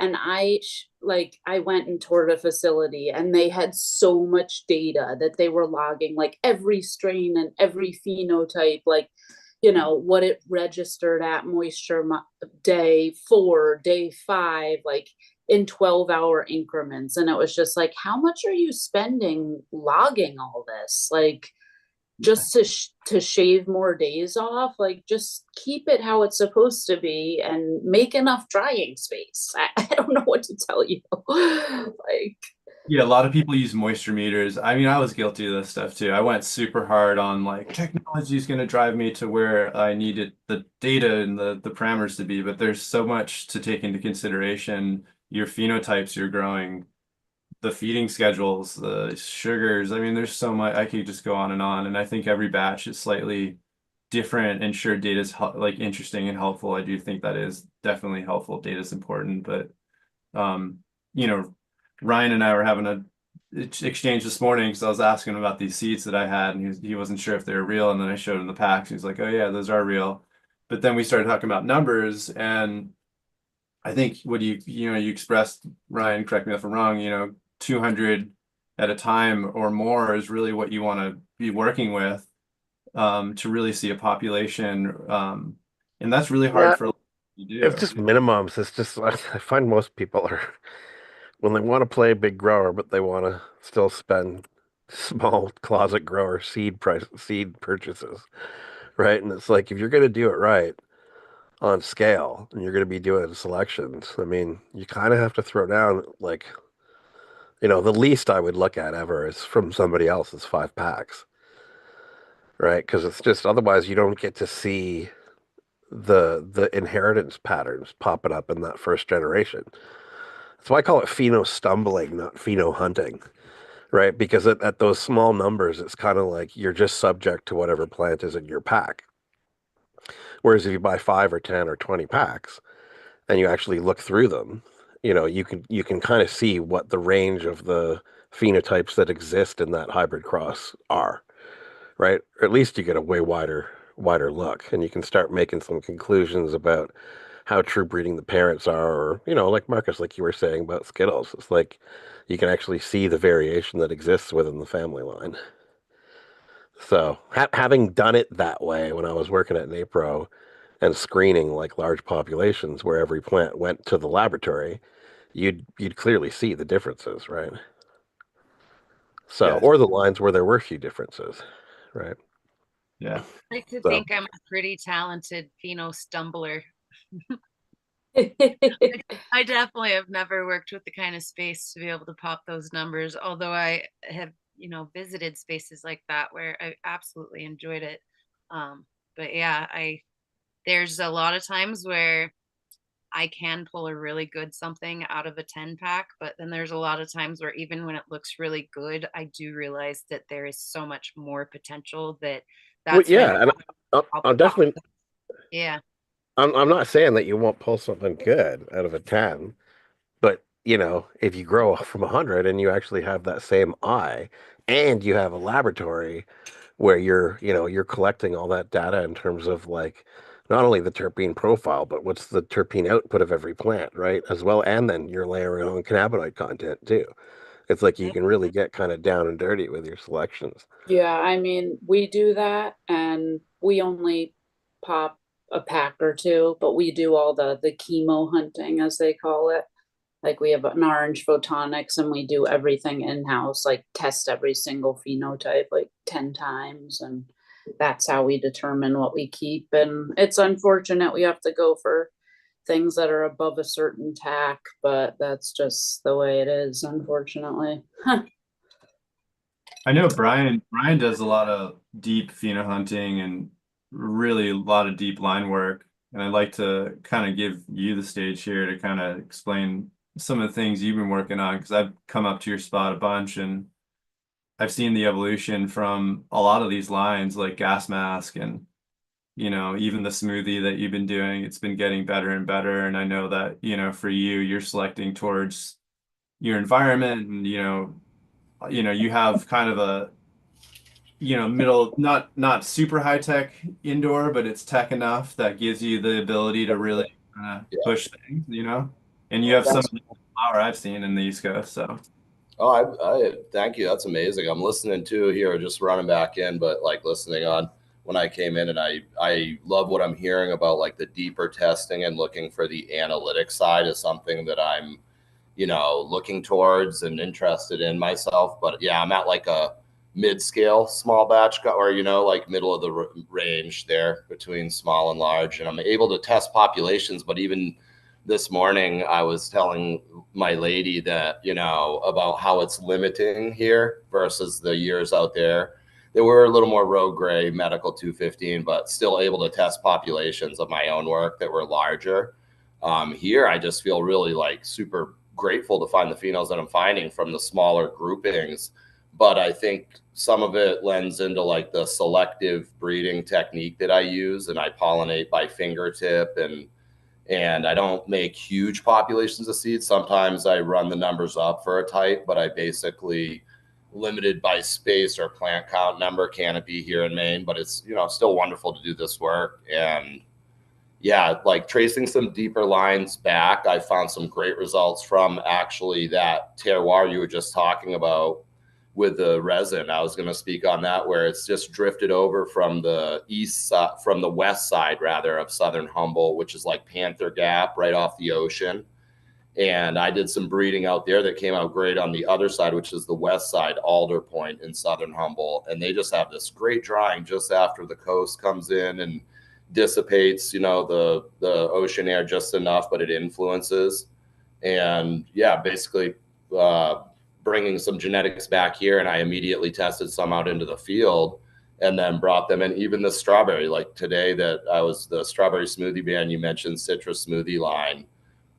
Yeah, so that was out there. That was actually on the same hill as the people you're talking about. So we were neighbors probably at some point. And Jacob came in with me, have hash, and brought in some gear that year. And actually, I isolated out. So this could kind of, I guess, like try to do it, not windy here, but like explain some of the lines that I'm doing. I isolated the strawberry out of the strawberry banana tangy work from strawberry fields out there, and basically stripped away the tangy sided and the stuff that went towards banana to bring in that strawberry profile that I used for the strawberry smoothie bands, even this new one. And basically Jacob's gear kind of like met mine as hash maker gear. That was about 9 years ago. And as a hash maker himself, kind of coming up, he brought some stuff in that was different from what I use, but I was able to like isolate profiles that were profound to me, out there as a breeder and a flower person, So basically I isolated, came out here, and this new strawberry smoothie bands I'm kind of talking about actually leaned back towards that strawberry isolation from there and brought it back in. And yeah, just kind of love pheno selecting. Definitely would like to have more range to see some more plant numbers to do so. And I think some of the isolated breeding projects where like the non-overproduction of seeds also gives me a very healthy population of seeds, and a lot of maybe concentrated effort there, at least from the plant, to make the healthy seeds that will live again. Just a thought. So I was also going to, say I love the science side and I want to look into the analytic deeper, but I also would bring up the human side that I'm applying here, which this is kind of wraps up a lot of the talk about what I would term as like the art of selection has been handed to me back in the day.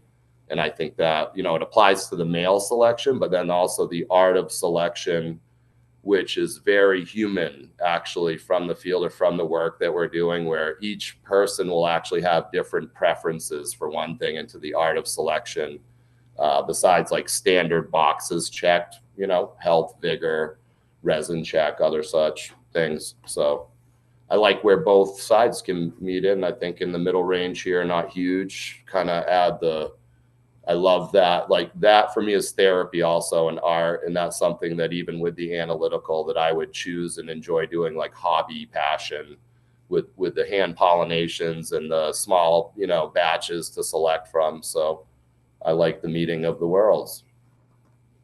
I agree. I didn't realize you were out in Maine. Yeah, I was born and raised here. Yeah. No And idea. I spent 5 years in Maine, and now you're talking about this strawberries. So strawberry is my absolute favorite. I am always striving. Strawberry and banana, separate and together, is always right. something that I've sought after. So especially the strawberry, like as like a mood, like not even a it's like a mood uplifter. Like strawberry is so Yeah. great for like just the overall well-being of like a smile.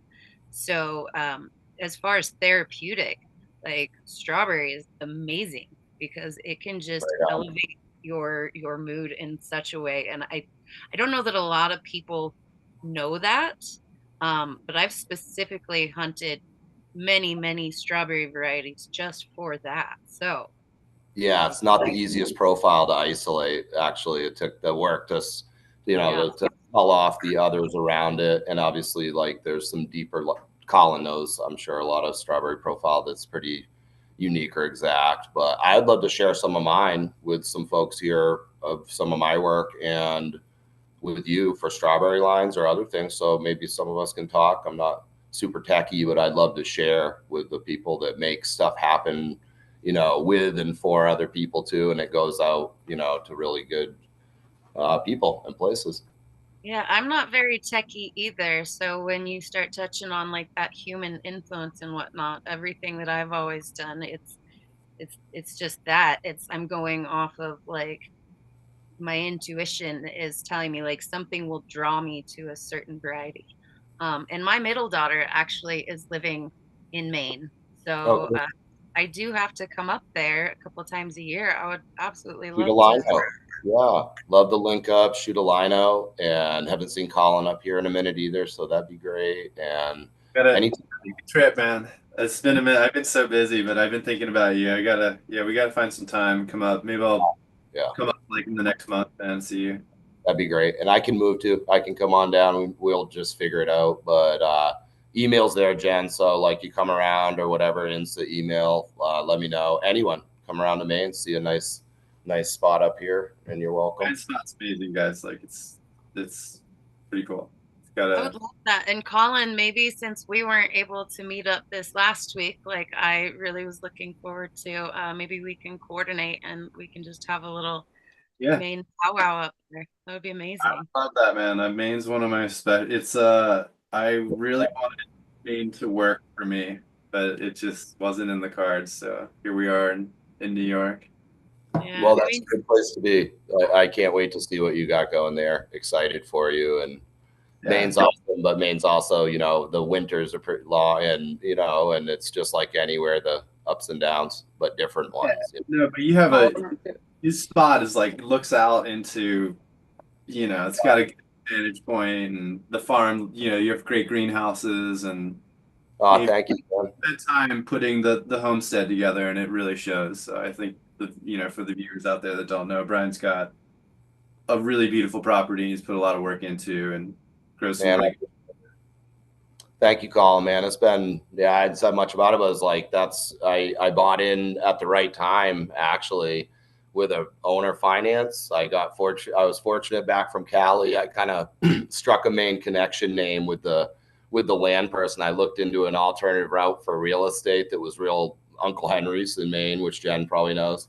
And I met up with the realtor that ended up kind of, you know, and I dropped the name, said, oh, that person's like family to me, you know? So I got a great kind of interconnection with the land and bought it really cheap. It was a really messy clear cut, actually, that none of the neighbors wanted, because in Maine, the wood is the most valuable thing in terms of, you know, the elders and the way, even today, but where, you know, Maine landowners from generational, you know, through generations have valued their white pine, especially, but good hardwood.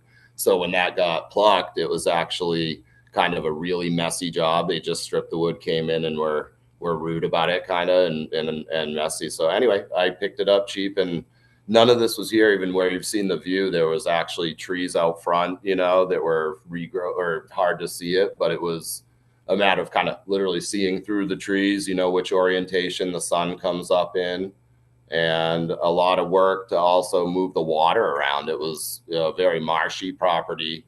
So that was another factor people didn't want to buy. But I had learned out in Costa Rica about building swales and swaling the water into the 2 ponds that I have here are kind of closed loop in essence to pull the moisture away from the grow field.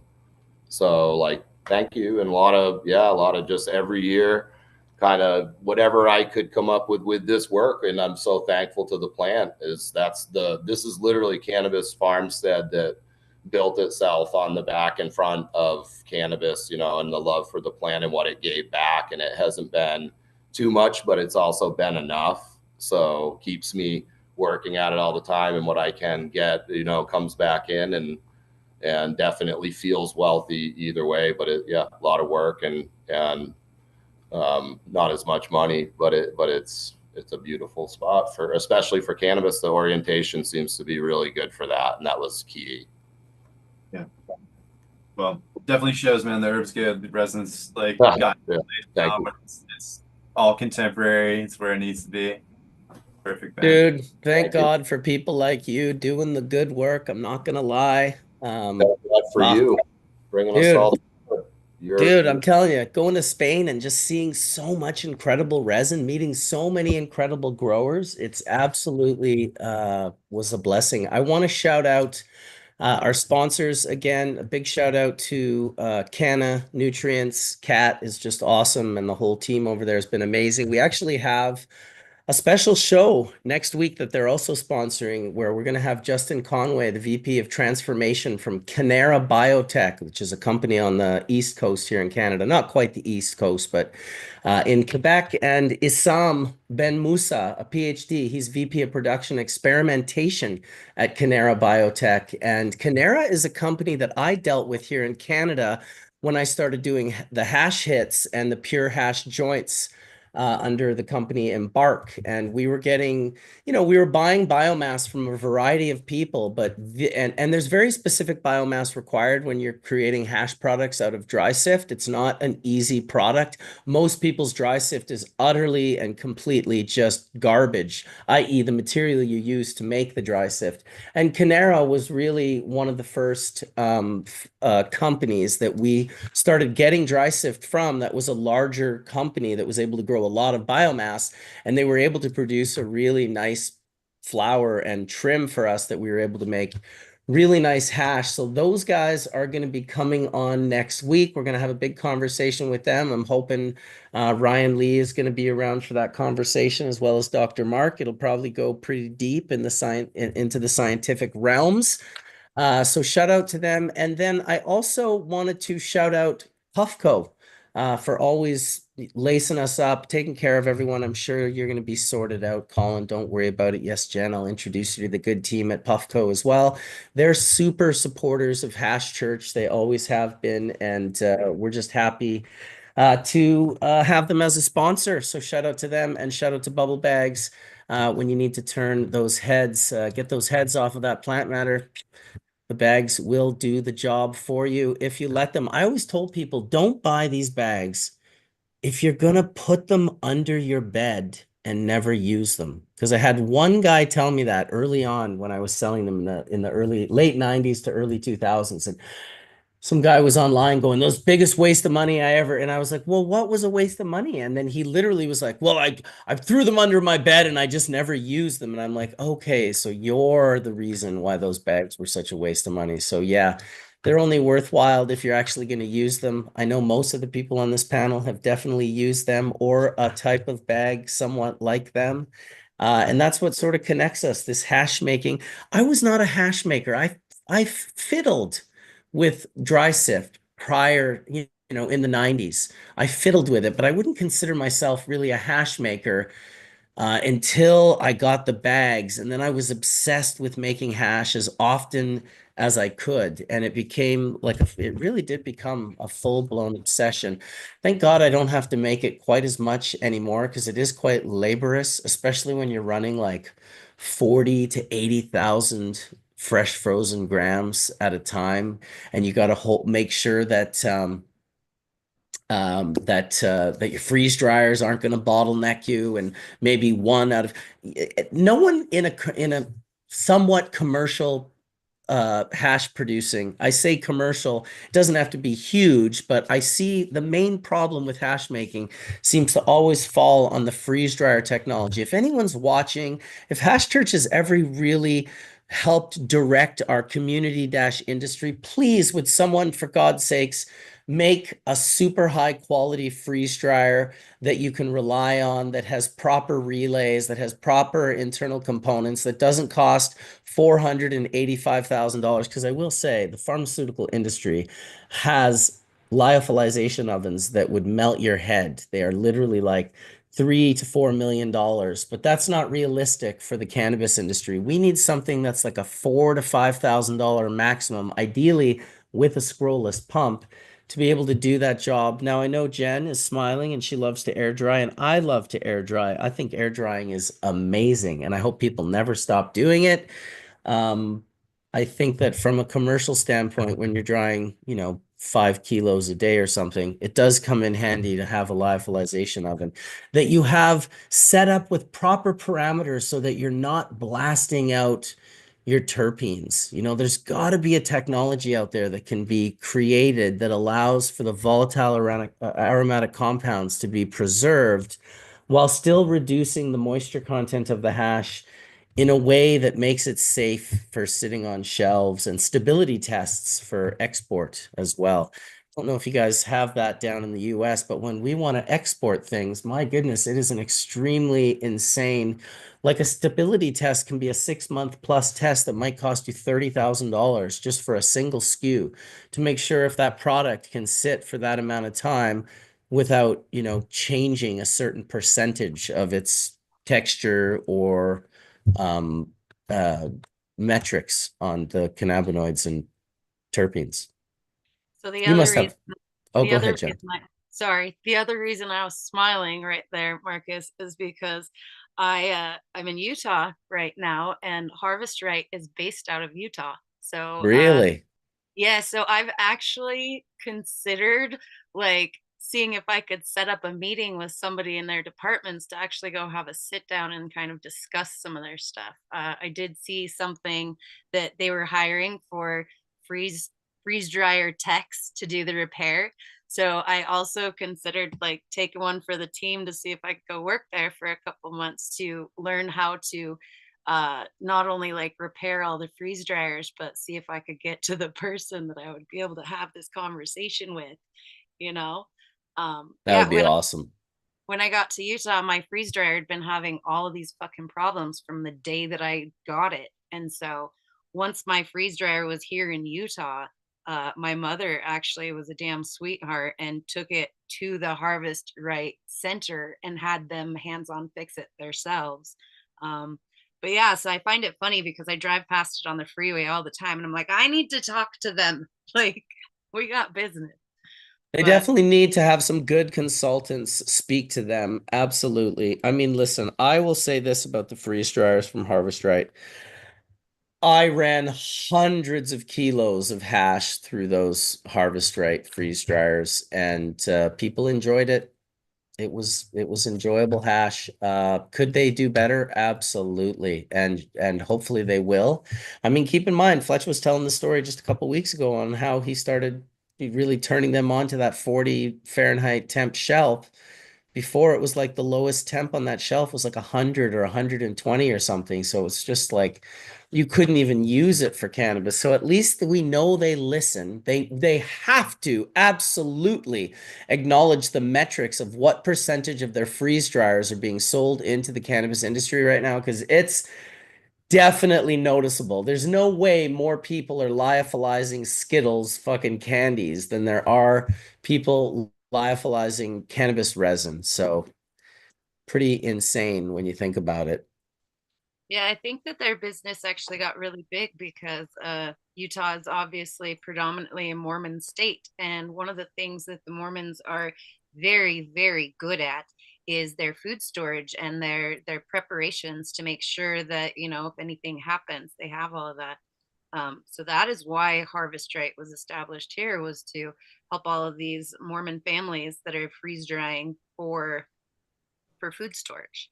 Sure. So Makes sense. That's awesome. I bet you there's more of us though. I bet there is now for sure. Can you imagine if I went in for a job and gave them my resume? You're like, I'm hey, like, what's up? I like air I've fixed drying these. hash. Yeah, I've fixed these numerous times. Like, Oh yeah, it's more times than I can even acknowledge how many times I was on.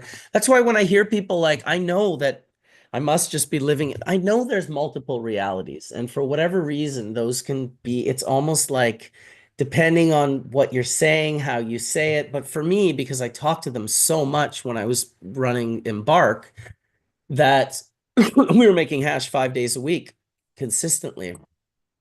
And so, you know, 40 kilos a month or whatever, it was a good amount. And we did that for a couple of years. We made some kilos for sure. Um, it, I never found them that difficult to deal with. It was often like you paid the 40 bucks, boom, now you're in with a technician. Most of the times I had good technicians. Eventually I met, you know, one that I liked and I would request him and wait happily. He was an older gentleman.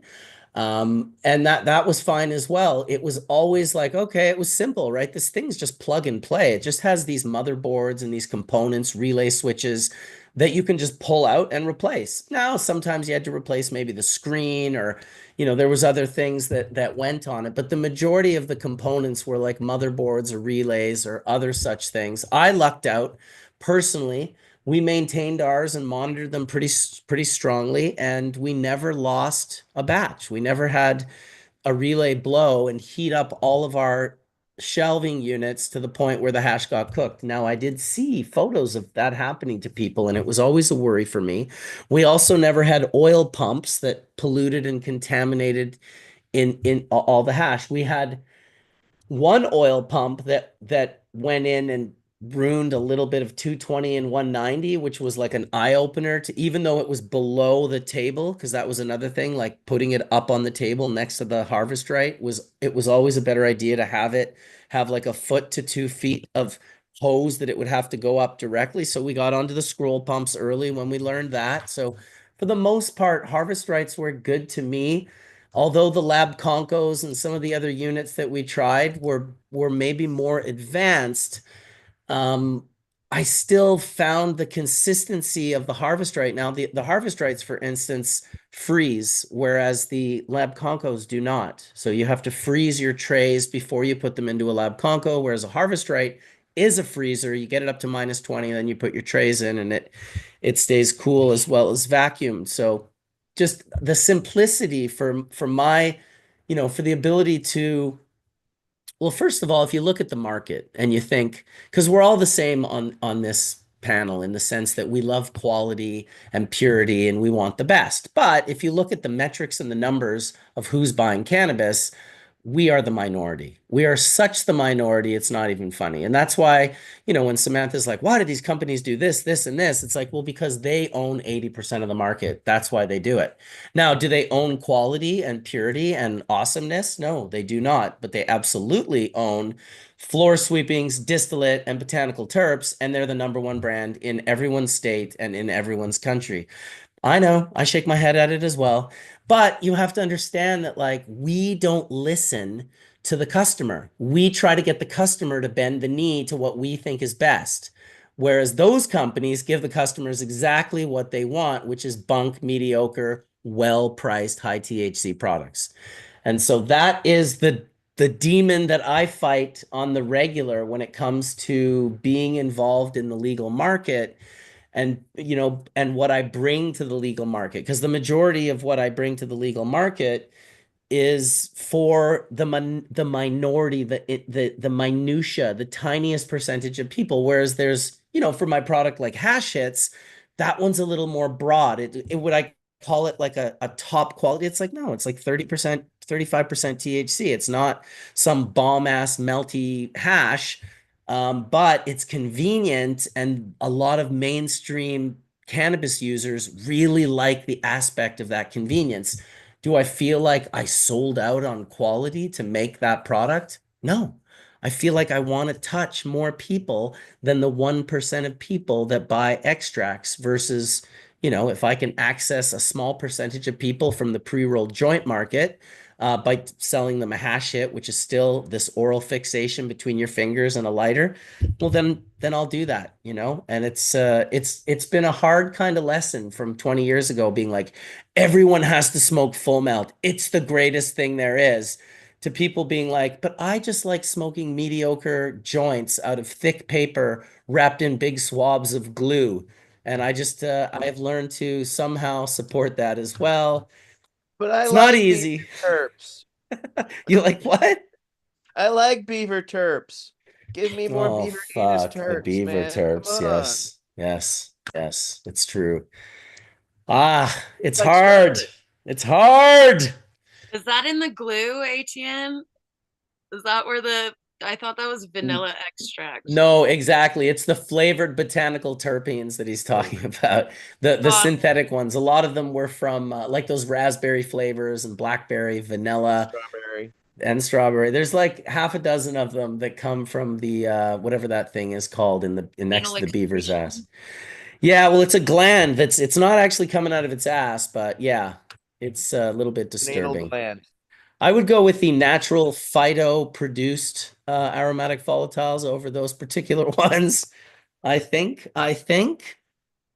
Yeah, absolutely. Well, we got 13 minutes left, and I do have a hard stop at 1 p.m. PST today because I'm going to take my son up to Squamish and watch him jump on the trampoline with his friends at the Air House. So that should be fun. For any of you that are in Squamish, come see me. I'm doing a jar check while I'll be there.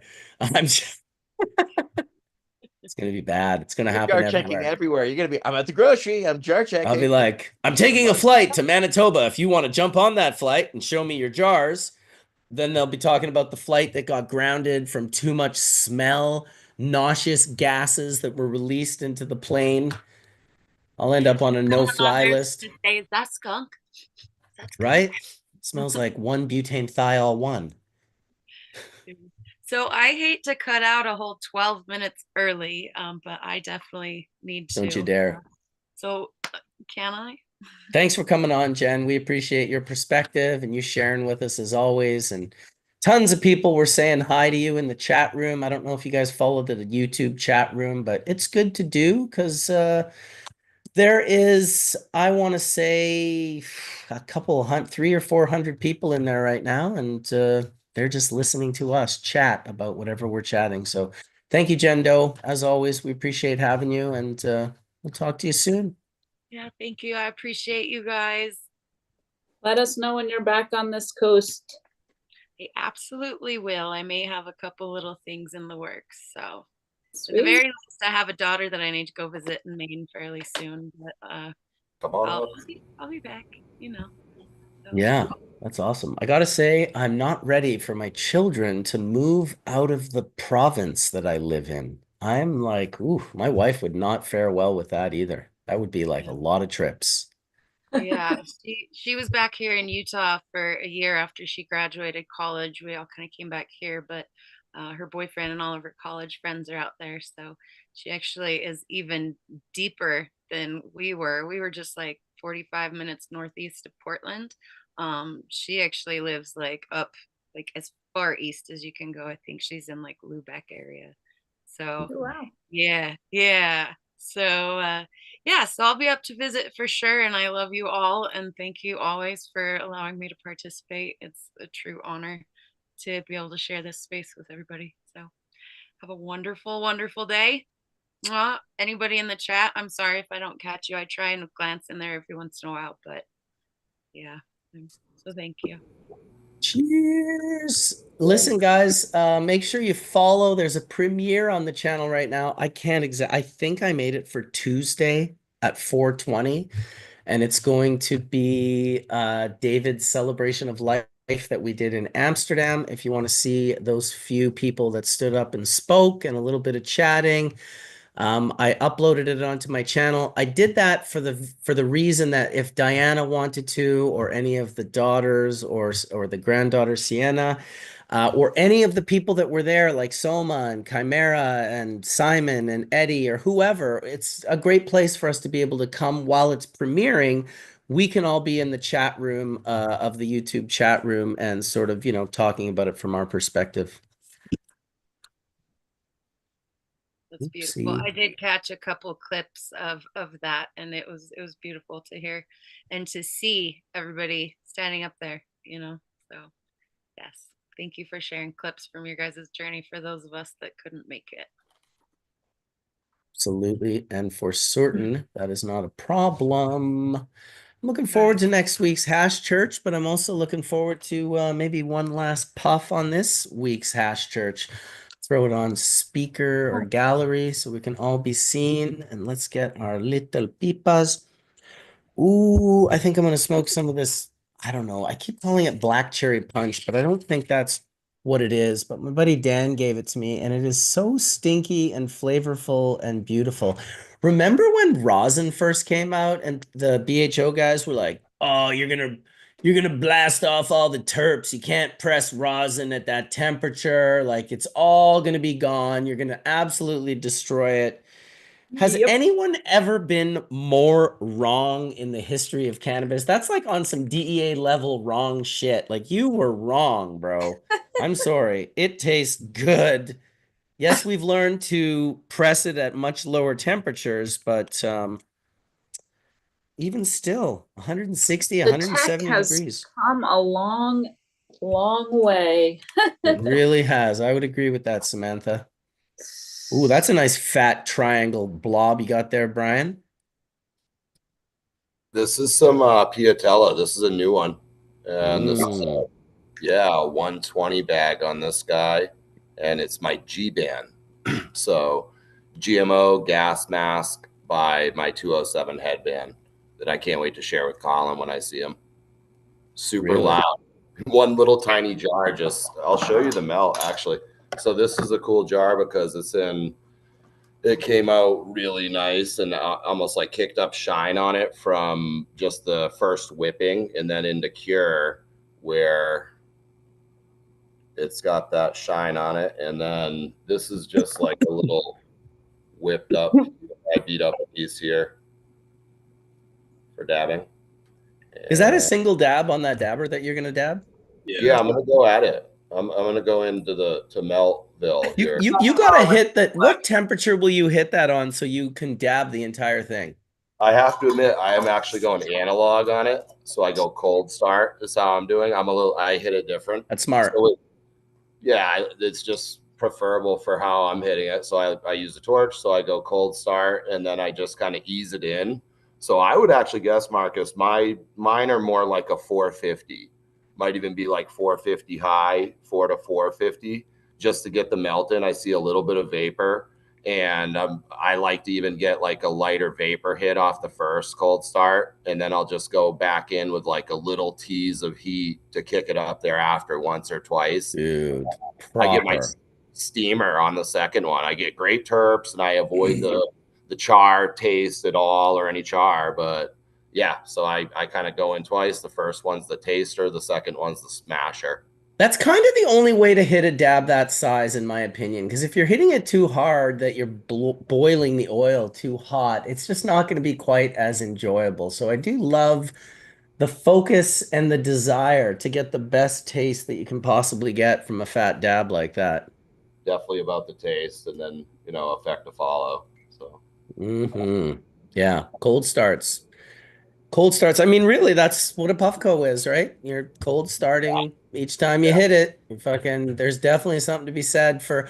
What I like about cold starting with bangers is that you can heat it up, take your first rip. You know it's going to get cooled down. You get that super flavorful rip, and then it's just a matter of bringing it up to that temperature again. A little shot of the. Although I will say, since I got this damn universal heater, my torch has been collecting dust.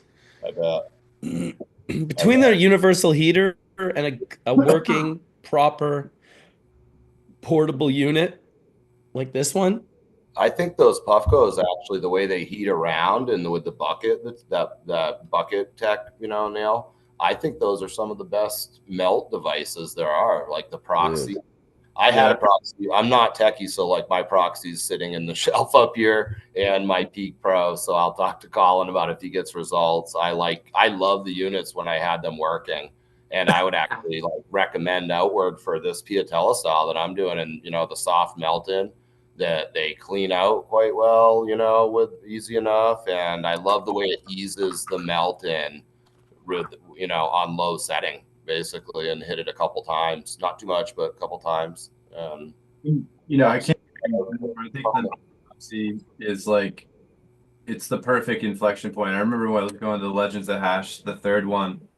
I was about to pack my bags and I ended up picking I've told this story before. I picked the Puffco because the 3D chamber came in the mail, and I just didn't want to bring all my bangers with me, and it hit beautifully, like in a way that I was not really expecting. And I love the app that they have because you can kind of tune the vapor and the way that it heats up, and I think that's really very important in terms of the different types of melt that you might have access to.